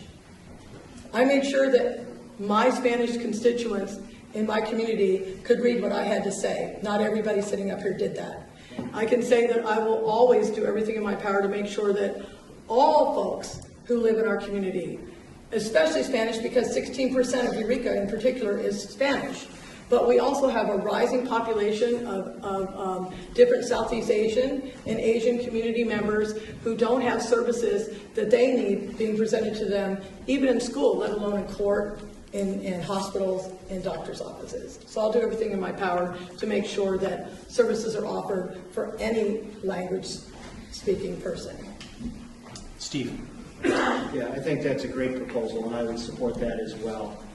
It's time for us to recognize that our community is becoming more diverse and to make sure that we provide the services to all of our communities so that they can understand the forms and all of the things that they have to deal with in daily life so that they can access the resources they need and all those things. So I agree, we need more inclusivity. Thank you, and I lost track. Virginia, I'm sorry. Actually, I think this is really important because I know there's times when people have gone in the planning department and I've heard about what someone says, and even sometimes the translation is not right, So we've been working on a system there, but for all departments, it seems like it makes sense. And I'm thinking, how do you do that? Is it extra people on staff? Maybe it's adding incentive pay. Maybe it's a step increase for people who come to the job and actually it's a special talent that they have, and because we do that in other areas. And then hearing the concerns about, well, we want to be able to have someone to speak all languages. that makes a lot of sense. So what that really is looking at is more of a specialized, like little task force within the county that could be basically on call to go to the. I don't think we could have all that in every department, but I think we could actually come up with a portion. Maybe it's a new piece to the human resources that we actually have a team that can go out when needed. And because I don't think I think you could put Spanish interpreters probably in all departments. I think we could do that. But the reality is there's a lot more languages that we need to be able to converse with. So, I think there's a way to do it, and I think it just takes some creativity and the ability. Our new person, personnel director, has come with so many great ideas. I think she's from Pennsylvania, and they're really have some progressive, good ideas, and I think we could bring this to her, and I bet she could make it happen. So. Thank you. Our next question is going to come from Margaret Madden from Affordable Homeless Housing Alternatives. Sorry. How will you lead the community in understanding that it is in the interest of the whole community to create immediate 24/7 living communities for the thousands of currently homeless? I think it's me, right? It is. Yes. Must be getting late. I don't think I could make it any clearer than I've already made it tonight. That while we're sitting here talking to each other, there's going to be folks that are going to be checking into a shelter tonight. We have a very serious shortage of shelter space for women and children in particular. Most people, when they ask me about the homeless problem, I kind of start talking about that, and they say, no, what about the problem in Old Town? I'm talking about the homeless problem. I'm not talking about the criminal element. My focus is on the homeless problem. Tomorrow morning at 7 o'clock, they're going to get up, whether it's raining out, cold out, sunny out, whatever it is, and they're going to have to leave that shelter. And like I said earlier, they're going to have to walk around with their strollers and their kids all day. Men are going to have to do it. Women are going to have to do it. If they have a car, they'll go sit in their car. Maybe they'll drive to the beach. Maybe they don't have gas to drive to the beach. I am 100% in favor of coming up with something, someplace where those folks can start staying tomorrow. I don't think we have time to wait for tiny houses. I think tiny houses is an awesome idea. I think that it's going to come to fruition. But between now and then, people are going to get up in the morning and they're going to not have any place to spend their day again if they were lucky enough to sleep somewhere last night, if they're lucky enough to sleep somewhere tonight. You want to know what I would say about it? I say let's go out there and figure something out right now, tonight. That's how I feel about it. Steve. It is a very complex issue, and we need to really buckle down and be working on it. Humboldt County has a lot of funds for housing for homeless that goes unspent because they can't find landlords that are willing to rent them. So it's high time that we identify our surplus property in the community and figure out where we can put facilities. I mean, Virginia was right earlier when she talked about the NIMBYism. There is a lot of that. A lot of people who I know to be truly empathetic and concerned individuals have kind of lost that because the crime has gotten so bad and everybody's living in the woods trying to survive, and so then suddenly they become victims of somebody taking all the food out of their garden because they're starving. They're trying to get food. And so then everybody turns on that. And suddenly we have a community where people don't want any of it in their community. They want it all like in Eureka, like that's fair to Eureka. I believe that these problems exist in every community. And we need to have services all over the place, dispersed, so that we're taking care of people in each community. And I've talked about tiny houses and sanctuary camps and secondary dwelling units. As I said earlier, my family, my 2 daughters adopted 6 foster kids. And in order to do that, we had to make more room. So when our grandchildren turn 18, I work with them and we built them a little tiny house on our property. You can build a 10 by 12 structure without a kitchen or a bathroom with no permits. It's a tiny house. Then they can use the bathroom and the kitchen in the main house as part of a sort of a communal living situation as an extended family. So we've done that in our family. That's allowed 6 new foster kids to come into our home. I believe all of us could be engaged in that kind of approach. And we could take the funds from putting people in jail and not actually helping the homeless and move that up front and start creating facilities and solutions to actually start solving this problem. It's high time we do those things. And, we need more efforts to make that happen. So I'm committed to that. Virginia. Yeah, thank you. We have been trying for quite a while to find a 24/7 facility, just even this year. There are areas where it's zoned, I'm sorry, I have feedback, where it's principally permitted, but there's where the NIMBY, not YIMBY yet, steps in, and it becomes a real challenge. We had one recently. I was really frustrated that this didn't end up working, but the old industrial electric building in Arcata was put up for sale by HSU because they didn't need it. I don't know why they bought it in the first place. But they went $3.5 million. Well, I was able to actually work with a funder, and we had something that we thought we could work with. And then it was found out a portion of it was in the coastal zone. And so the Coastal Commission took jurisdiction. And if anyone knows trying to deal with the Coastal Commission, it does not work quickly, and it also makes it very onerous and hard to do. My vision, I don't know if anyone knows about San Antonio, Texas, and Bexar County, and the facility there. I can't remember the name now. I got to tour that facility years ago, a year and a half. And it was amazing. It's not just 24/7. When you go there, there's no wrong door. You go there and you get to the services you need to happen. They have a place, the courtyard for the homeless to be in. Then they have the housing in another area. It's an amazing, education. It's wonderful. And we're going, yeah. I come home and Damiano from probation looks at me like I'm crazy. And I said, but it's my dream. And what we need is a company. They had Valero that had $20 million that they put into it. But I'm thinking, we don't have that. But we have companies that just don't know how to really be involved. And they're afraid, I think, of what this really means. And so part of it is continuing the education in the community and having people know that they actually can be part of this. But it has been really frustrating, just even, the staff that tries to locate it. It's hard. Danny. Placement is really the biggest hurdle here. As has been mentioned, NIMBYism is alive and well in our community. And I think it's important for the community to remember that it is really important that they are a part of the solutions that they seek, because we're all going to have to give a little to get what we want. And if we continue to shuffle people around just because we don't want to see them in our backyard, we're just making it a continual problem that it never gets solved. It's not sustainable. It's not making any of us happier or safer in our homes.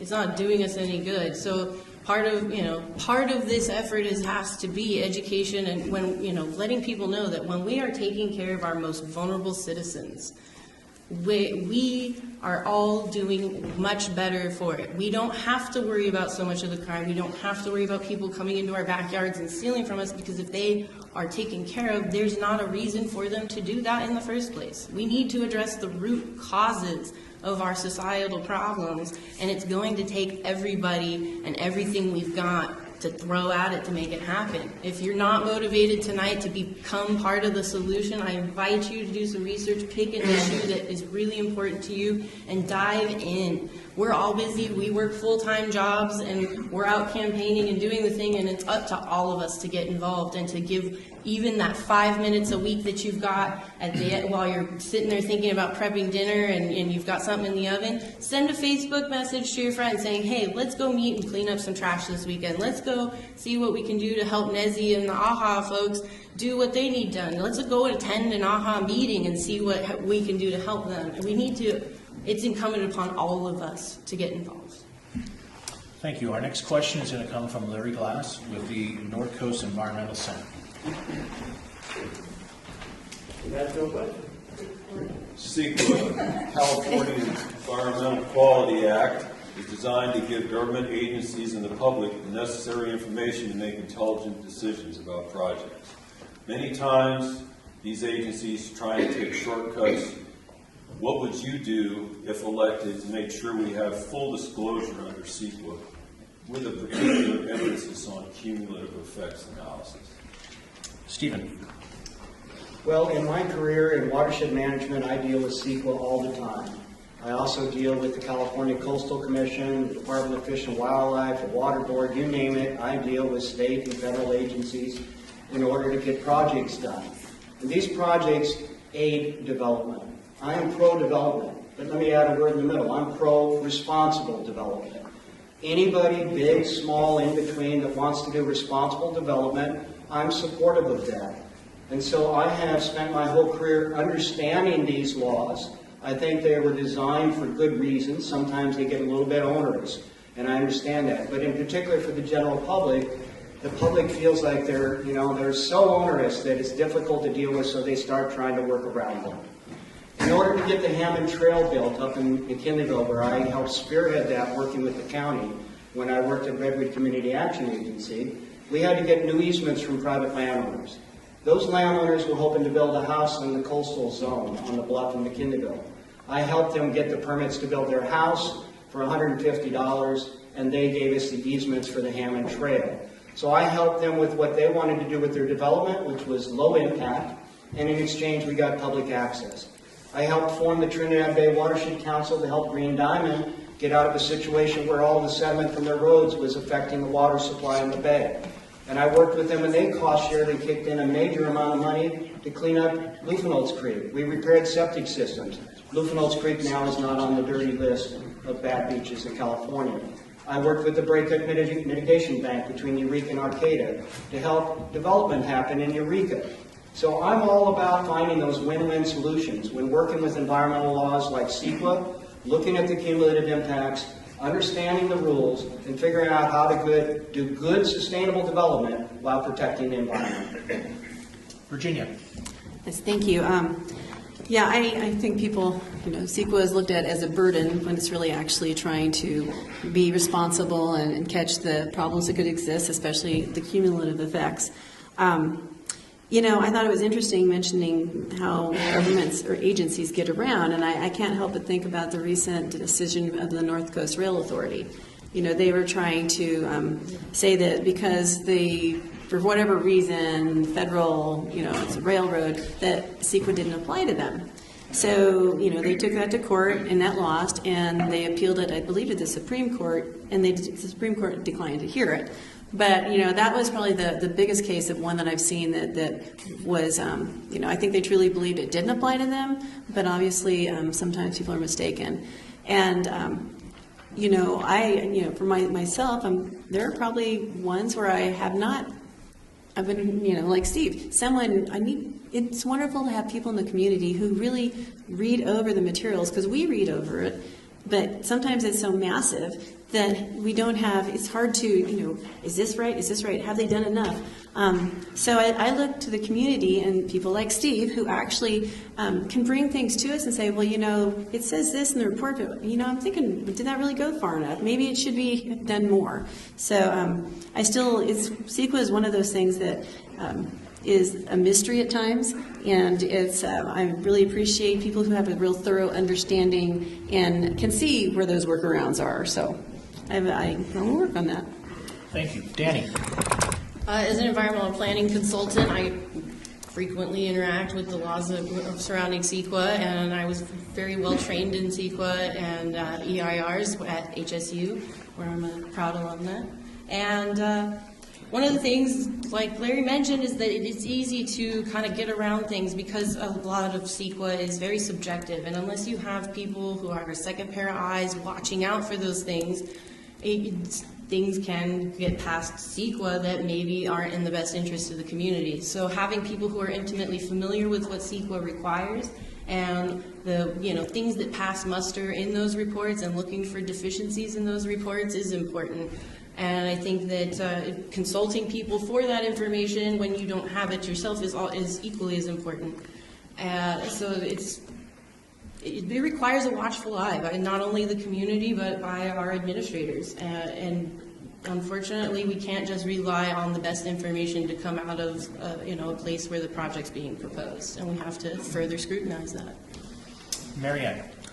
One of the ways to make sure we have full disclosure under CEQA is to make sure that the public is able to easily access some of the reports and studies and how they align to the projects.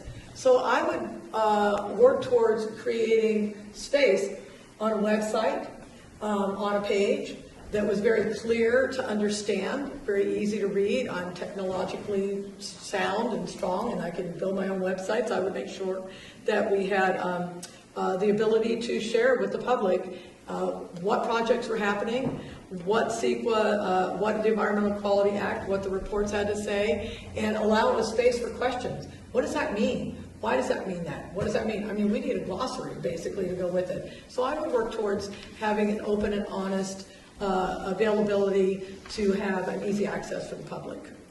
Thank you. Our next question is going to come from Priscilla Kinney from True North Organizing Network. Hello, I'm a community organizer out of Eastern Humboldt, and the question I have for all of you is, given the history of genocide of indigenous peoples and the forced exploitation of various natural resources here in Humboldt County, how would you address the social and the environmental impacts of this legacy in your districts? Virginia. Thank you. Yeah, this is probably the hardest one for me to decide how to answer. You know, I think you can, whether you read history books or talk to people, we know that there's been times of great historical pain throughout the history, not just here, but in many parts of, well, not throughout the entire country, but you know, I think the first time that I had a real indication was when I was on the city council and we gave a portion of Indian Island back to the tribe. You know, that seemed like such a strange thing at the time. We didn't know, what does this really mean? Why are we doing this? And it was a wonderful educational opportunity of you know, one of the things we could do. I don't know if we can ever do enough though, and that's a challenge of like, where do you start? And so I think some of the ways to probably address the social impacts are the people themselves. The division that currently exists in our country, and unfortunately extends to our community, I think has really served to make things worse. And I think we need to all understand what all the people have gone through and their struggles, and learn what we can do to help. I mean, I think, you know, this one piece is what needs to happen, and I'm finding out that no, it's much bigger than that. You know, so educating all of us on what are the things that we can do and what are the things we should do. We can't do it all at once. You know, I mean, let's be brutally honest there, but we can start doing more. So, you know, I would ask for people to, you know, I'm more open to meet with people, love coffee. You have a perspective of what you can tell me tonight. You know, we'll get together, and I need to learn more. And I think people who are in the middle of the struggles are the people who can teach me the most. Danny. I'd like to start this comment off by recognizing we are on Leon land, and to honor that and to thank them for, you know, and recognize them for that, what they have faced, and for us to be here, sitting here tonight on their historic land just says a lot for where we are right now. And giving pieces of Indian Island back is a great way to start. I think participating in the WEOT honor tax is a great way to contribute without waiting for regulations or laws or anybody to get involved on that level. That's something we all can do. We can all pay on the honor tax and recognize, you know, the privilege we have of being here and experiencing this land and getting to enjoy living here. I think it's really important to also make sure that we are educating our young people about what the real history of this area is. We can't whitewash our history. We have to have serious conversations about the realities of what occurred here, and we have to start to atone for that. And it's very important that we do that, because we will continue to be divided unless we start healing that wound. Marianne. Did you know that it's no longer required in 4th grade to have your student build a mission to honor what happened to the indigenous people of California? They have finally stricken that. Thank goodness. 4th grade teachers are no longer required to have their students build a mission or learn about the missions from that perspective. That is a new part of the history curriculum coming out of the state of California. I can say that I have sent food to the Dene. I have stood with the Navajo to pray to have their land healed. I have stood with the natives here to pray to have their land healed. We need to do more. We need to remove symbols that remind us of the hatred that was forced upon us in the past. Right here in the community we live in, we have a symbol of hatred. We have a symbol that every time a Native American sees it, they are reminded of what happened to them in the past. The least we can do is honor and respect the wishes of the natives that live in our community. We need to honor and respect the wishes of all manner of people who see symbols of hatred everywhere across the United States, but especially right here where we can make a difference in our own communities. When you see something that reminds you every day when you walk onto that land that that is a person that represented crimes against the people, crimes against the people, we need to remove that. We need to start celebrating and healing by listening to the natives in our community. Stephen. It is high time for us to continue to move forward on these reparations and healing many of the things that have happened in the past. I'm glad to see some progress in that area. We have a long way to go. There's still a lot of tension in the community because of these injustices.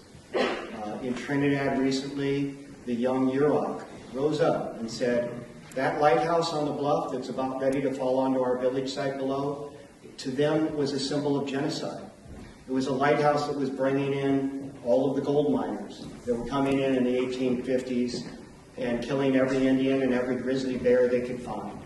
And so for the Native Americans, they saw that lighthouse as a symbol of genocide to them. And sitting right above their village site there in Trinidad, the most documented archaeological site in the state of California, was just too much. And so they spoke out and they did civil disobedience. But they did it without any violence, they didn't destroy any property, and they basically just occupied the site until finally the city and the Civic Club did the right thing, and they moved the lighthouse off that site, down towards the pier, where it is more appropriate for it to be. They didn't say destroy it, get rid of it, just take it away from our village site. I thought that was an incredibly responsible act on the part of those young people, and I was there most of the nights with them, standing in unison in that effort. In the 1970s, I filed the archaeological papers for the Cholula sacred sites on the Bald Hills that were being bulldozed in logging operations. I'm very proud to have had a part in that. I knew very little in my 20s, but I knew it was wrong, and I was lucky enough to be a part of helping protect that. I think we can do a lot better. In my community in the 5th District, often the east side gets overlooked. A lot of people say, oh, well, they're tribes. They have BIA money. They don't need our county money.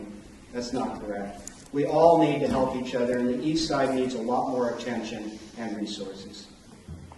Thank you. Our next question is going to come from Patty Harvey with Healthcare for All. Speaking of oppressors of the people, insurance companies continue to deny care. Californians face upwards of 30% and even higher premium increase, plus deductibles and copays that they cannot afford. Do you believe insurance companies should continue to have a leading role in providing health care coverage? Danny. No. More specifically, hell no. We're letting people who are not doctors get between us and our healthcare decisions and make decisions on our behalf that are completely medically inappropriate according to the medical professionals that whom we are seeking advice from in the first place. I think it's very important that moving forward that the state of California and this county specifically it encourages the state of California to move forward on a single payer system in which insurance companies are not making these decisions. And we can't have that continue if we expect to have a healthy population that is not constantly using public resources to pay for some stuff that could be completely prevented by really well-managed preventative care. The fact that we're still talking about this in 2018 when the rest of the industrialized world is already on socialized medicine and, telling the truth to the power there, it's amazing to me we're not there yet. I know there's some social implications there, but I think our insurance companies, in this instance, with healthcare specifically, they don't belong between us and our doctors. Marianne. Ironically, that 30% premium increase plus deductibles and copays is to cover those who don't have insurance, who show up at our emergency rooms and don't have insurance and have to still be seen by the hospital. Now, I want them to be seen by the hospital, don't get me wrong. I think that everybody deserves the right. Has anybody here read about how Redwood Urgent Care is suing St. Joe's Hospital right now because they charge 5 to 10 to 20 times as much for the same exact test? Because the insurance companies that they have made their contracts with require that basically, so it's kind of a travesty. I believe very strongly in healthcare for all, as I stated previously in the question that we discussed earlier. I think that it doesn't make any sense that hardworking folks carry the brunt of paying for everybody to be cared for. And I think that if they took the $6,000, $7,000, $8,000 a year that my son and his wife pay just to have their insurance, and that's after the school that she works for pays, if that $8,000, if all of us put what we're paying in insurance premiums towards universal health care, we'd have universal health care. I think insurance companies are gluttonous robbers. Stephen. No. Thank you. Our next question is going to come I'm sorry, Virginia. I'm sorry. I apologize. How can Thank you you. follow that? Go ahead. So, anyway, you know, I mentioned earlier about our family having to spend over $15,000 last year, and we have good insurance. I'm not on the county insurance. I'm fortunate to not be a burden to the county. I'm able to be on my husband's insurance. But, you know, as we both have had surgeries and you look at the bills and you wonder who the heck are making up these rules. You know, I don't think I think the thing here that really caught my attention is the leading role.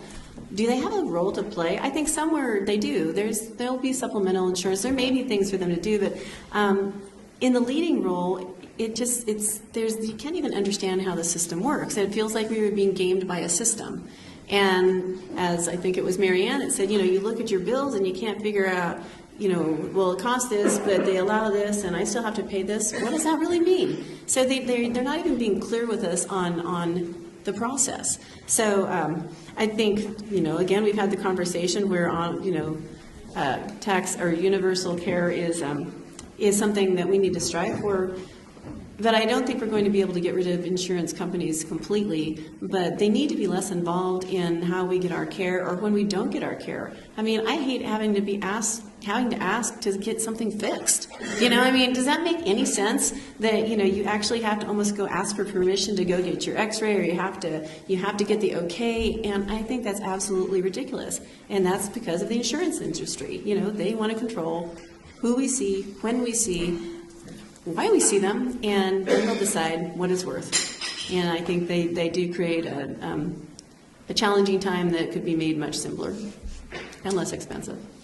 Thank you. Our next question will come from Caroline Griffith with the North Coast People's Alliance. What is your understanding of the Black Lives Matter movement, and do you support it? Marianne. Did you know that this week 2 really beautiful women had the police called on them? Because they were walking out of an Airbnb, and because they didn't wave to the neighbor who was a white woman. Did you know that just yesterday, a really beautiful young Yale student had the police called on her because she was sleeping in the common room? Did you know, well, of course everybody probably does know about the 2 gentlemen in Starbucks, so the police called on them because they asked to use the bathroom. Every single one of those incidents speak of a systemic oppression. That's why Black Lives matters. There has been incarceration rates that were imposed on black people just because of the color of their skin. Did you know that the subprime mortgages industry made so much money off of the backs of young black families trying to have a home for themselves? What do I think of the Black Lives Matter movement? I think it's absolutely necessary. Do I support it? Absolutely. I am blessed that I have not had to suffer because of the color of my skin. I've gone to other countries where I may be the only white person, and I still can't understand, because when I'm there, I'm an American woman who's white, so I'm still treated different. I raised my children as a single mom and didn't have much money, and I was still treated better. I believe very strongly that the Black Lives Matter movement is about much, much more than the young men and young women getting shot in the streets and being treated violently. I think it's about the systemic oppression that was born in racism. Race was created in our country. Race didn't exist before slavery in the United States of America. In other countries, people just lived together. They might have been different clans, they might have been different religions, but they were not looked at by the color of their skin. I am a very strong supporter of Black Lives Movement.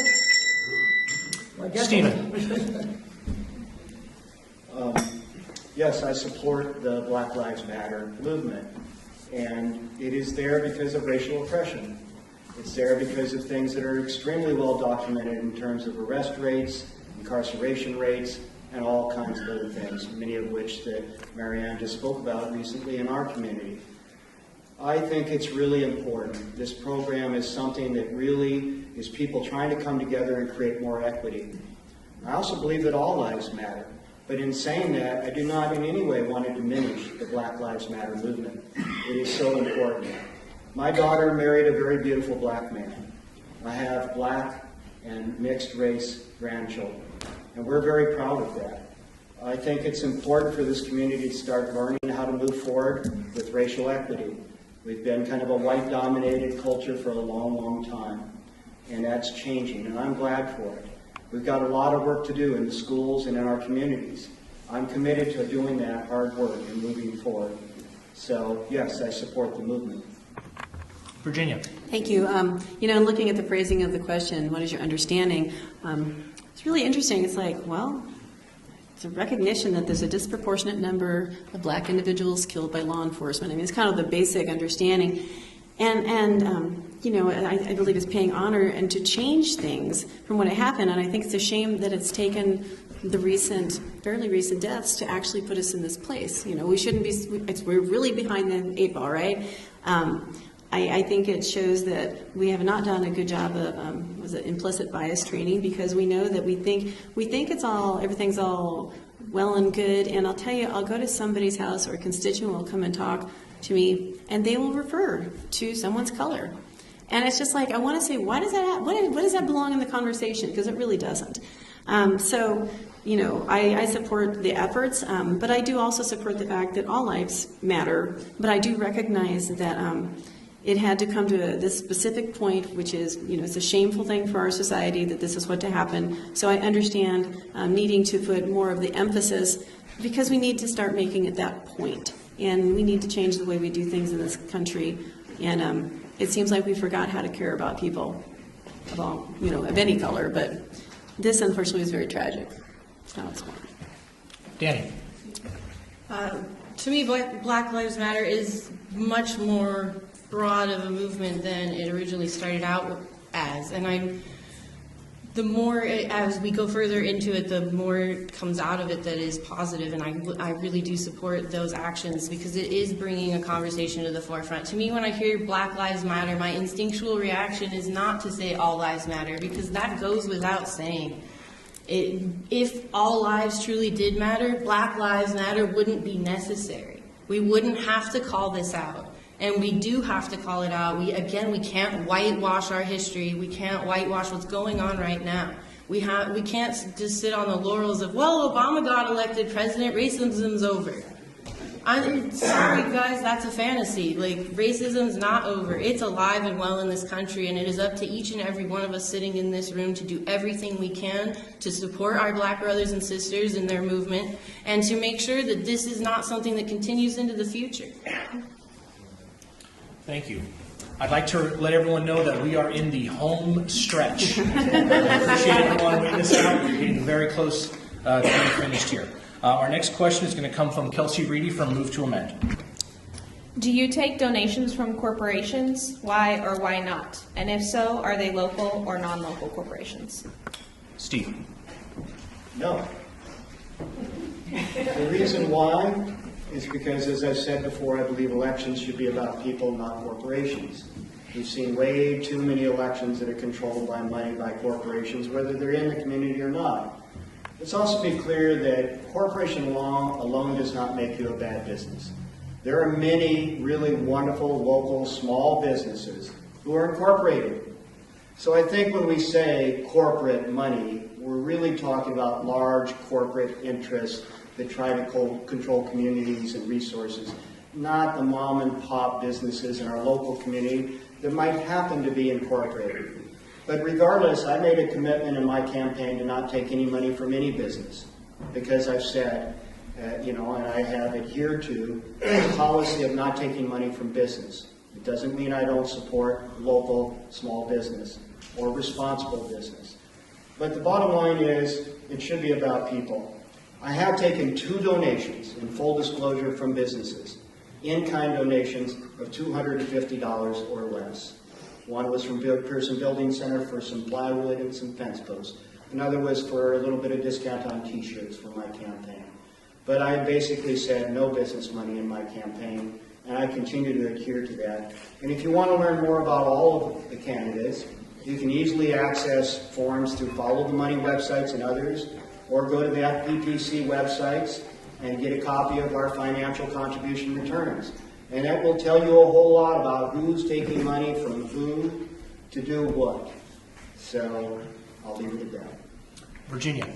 Thank you. And yes, I do take money from local businesses. You know, it's I think, and I think Steve referenced it pretty well in that there are a lot of businesses that are incorporated due to tax purposes, but they're family businesses. So, you know, where do you draw the line? I don't think there are as many. In the past, have I had more? I'd say yes. And when there were not campaign limits, I think this community saw a lot more. The supervisor I was talking about before that got $80,000 from just 2 sources, those were corporations. You know, I mean, plain and simple. And it was over a 4-year period, and so that's unreasonable. But you know, I do take money from corporations. I mean, if you talk Hensel Building Supplies is a huge corporation. They were both my teachers in junior high, so it's like, to me, they're family. But it can get bad, you know. I mean, if you have to keep an eye on it, and I agree, the 460s are a great way to find out who is supporting the different candidates, and you can find out. We have to keep a running total, and you can access them even just by stopping at the elections office. And they're there on the counter. You can take them out and you can peruse them. You can get them copied. It's actually really entertaining reading sometimes, and to see. And it is also strange that I've seen other people say they don't take money from corporations. I believe maybe Austin, when he ran for city council, wasn't going to. And actually, one of the companies I received a check from, he did too. So you know, they're not all bad, but there could be you know, in past I think there was quid pro quo to some extent expected, especially if you get $80,000 from 2 people. Danny. I don't actively take corporation donations. I have, you know, gotten donations from personal colleagues that have businesses, of course, but, you know, they're persons that also are entitled to participate in politics. They don't have to write me a check from their business account. If they want to support my campaign, they can do it as a person, not as a corporation. That is my big thing with that, is if they believe in your politics, then they can write you a check as a person. And when they write a check as their corporation, are they speaking for all of their employees that work there too? Are they then saying that all of the employees of this corporation support and endorse the candidate you're giving money to? I think that's an unfair thing to, you know, saddle other people with, you know. Yeah, I don't think we definitely need campaign finance reform. That's that. Marianne. No, I don't. They don't have a heartbeat. They're not people. I don't take money from them. Thank you. Our next question is going to come from Mike Hedeker, president of the Humboldt Del Norte Central Labor Council. If government funds were used in constructing a project in Humboldt County as an elected official, would you support and encourage the use of union labor and union apprenticeship programs for construction and operation? We're going to start with Virginia. Well, I'll have to say yes. It's interesting the amount of education that becomes really helpful at times. There were years ago where we lost contact with, say, OE3, for instance, and not knowing, you know, it was when this item came before us in regards to apprenticeship, and we didn't realize how important it was because we weren't really getting all the information. So I, you know, meet regularly now, and I understand that this is definitely a necessity. I met a young man the other day who used to work for my son in a retail establishment, and now he's an apprentice. And I was so proud of him being able to go into a trade that he was able to do that, because we don't have enough of those experiences. I don't really understand why businesses are so resistant to have more apprenticeship programs or do it the way they're supposed to be done. I've talked to Marianne. She's in the corner. She's given me a lot of education on some things, and I think I can help. You know, I've actually offered to bring a facilitator into this one group where you've got a group of people who are just fighting tooth and nail, I think, about this bad. And there's the component was like, no, it's actually required. And so sometimes it just takes a different approach, but I think people don't understand. The businesses are afraid that it's going to cost them more, I think. But I think it's extremely important, and it makes sense, especially when you've got government contracts. I mean, the money's there, and we want people to learn a trade. It seems like a perfect opportunity. I wish my son had joined a program. Retails. Danny. I wish I had known turn this a little bit. There we go. I wish I had known more about apprenticeship programs when I was pursuing options for college. Because when I was growing up, basically it was presented that college was the only option. That everybody just goes to college after high school. That's just what you do, and that you don't give it any more thought other than where you might go. And which is odd to say because I come from a 3-generation union family of IBEW members who worked in the union and were part of that. But it wasn't emphasized, and I think that we're seeing now where that's not working out as well for the community. We are lacking skilled tradespeople. We do need to encourage use of our apprenticeship programs and union labor. We definitely need to use it on government projects. We should encourage it in most projects. Unions offer benefits to working folks, to the community, that we don't otherwise see when we just leave it up to private business to just kind of go along with it. We have the 40-hour work week to thank unions for, and to thank solidarity for, labor solidarity for. It's important to recognize that these are good things for our community. These aren't just, it might cost us more and it might be more expensive to do things this way, but it's not, because of what the benefit it ultimately provides. Marianne. I am very pro-union. If you don't know it, I'll let you guys know.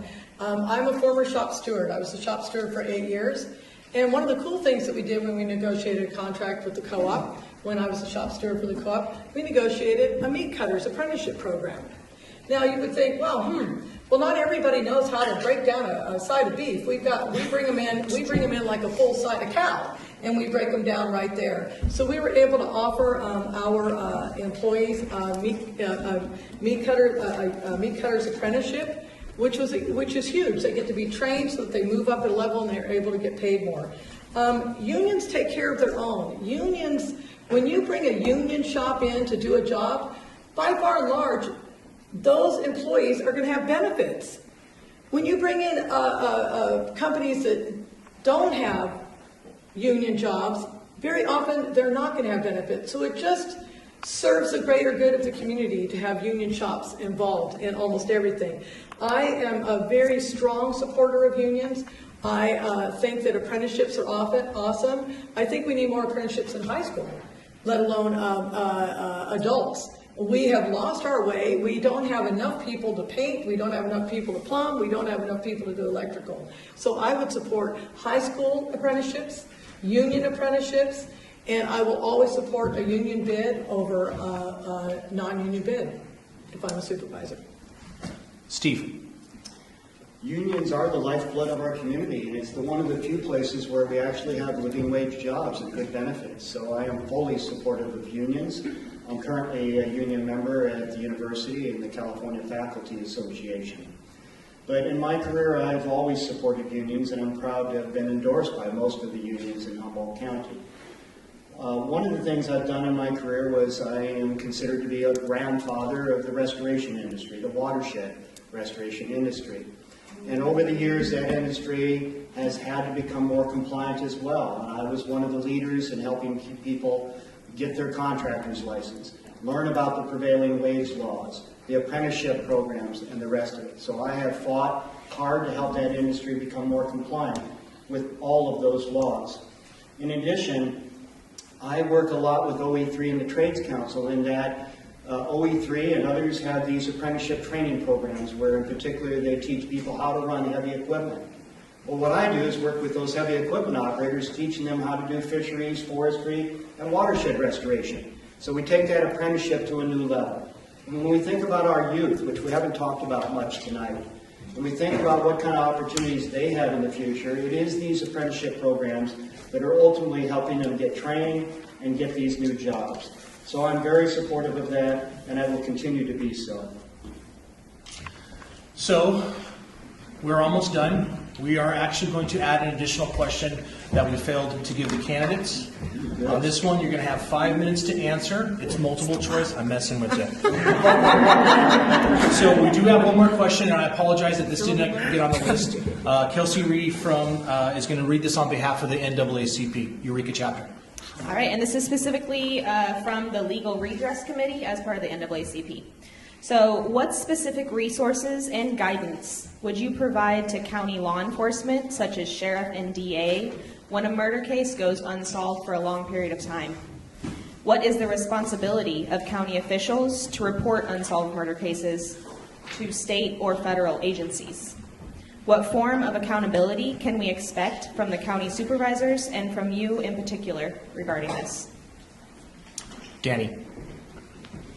I think it's very important that we involve all agencies and accept all help to solve a crime such as the Lawson case. It is unconscionable that leadership has failed utterly in that effort to make sure that this crime has been solved. And by all indications from the FBI agent that was working, former FBI agent that was working on this case, it was solvable. It continues to be solvable, and it needs the resources directed at it. We need to take our heads out of the sand, and we need to accept all of the help that we can possibly get. And these murders cannot go unsolved. It's unconscionable.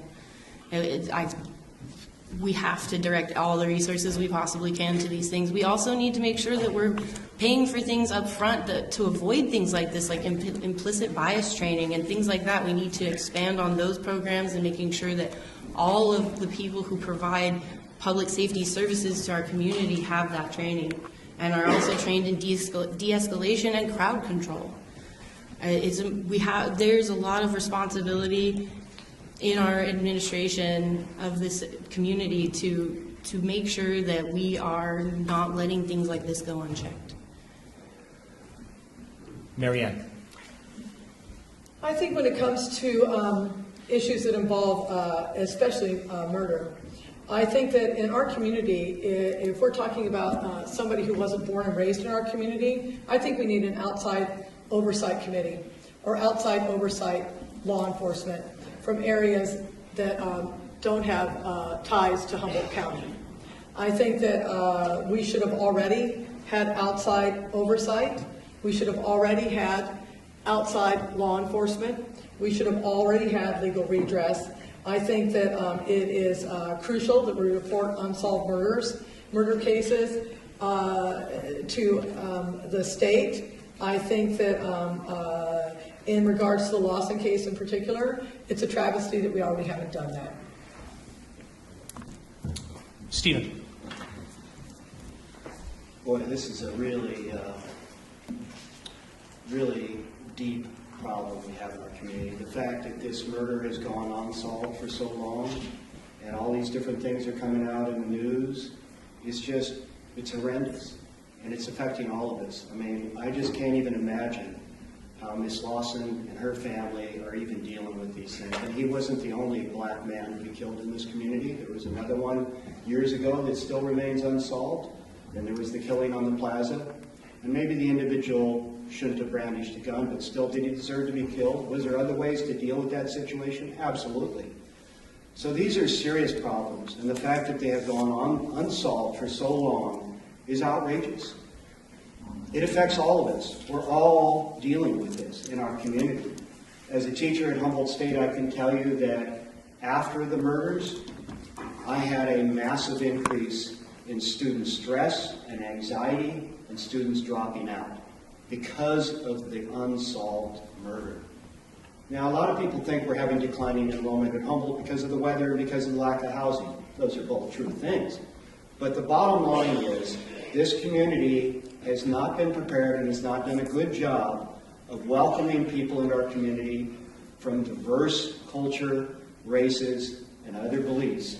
And we can do better. We need to do better. It's affecting all of us, and we need to figure out how to solve these things and move forward. I hope the city of Arcata and the county put every resource they can towards trying to help get these kinds of crimes solved.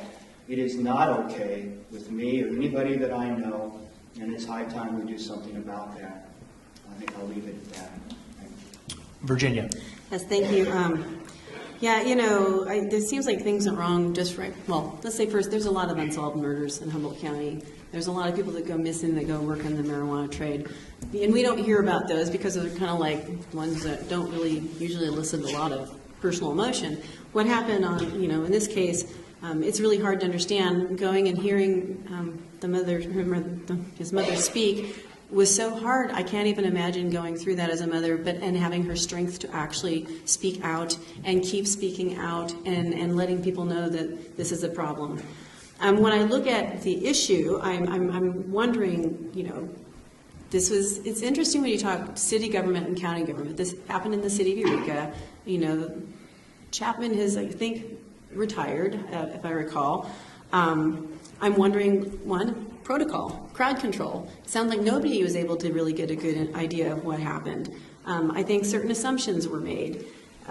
Did they follow procedures? By the time they actually figured out what was going on, a lot of people had left. Evidence was messed with, you know, not intentionally or maybe, and it just was wrong from the beginning. Everything was going wrong. But what happens after that? We used to have, in fact, Nezzy was on it, we had a committee that we had formed that would have been like an oversight local one to have these conversations. And of course, when things are going well, no one seems to be too interested, and, you know, unfortunately, it went away. Human Rights Commission would be a great place to come as well. But how do we rise this to the next level? You know, there are cases where FBI will get involved. There are cases, and what is that process, right? And, you know, I don't know for sure, but that's something we need to, you know, check out and definitely follow, and I think we need help. And I think what we can do, too, is look at other counties and other communities to see what they do, because we're not the first one. We'd like to think we're first in some things. Well, actually, I guess we are.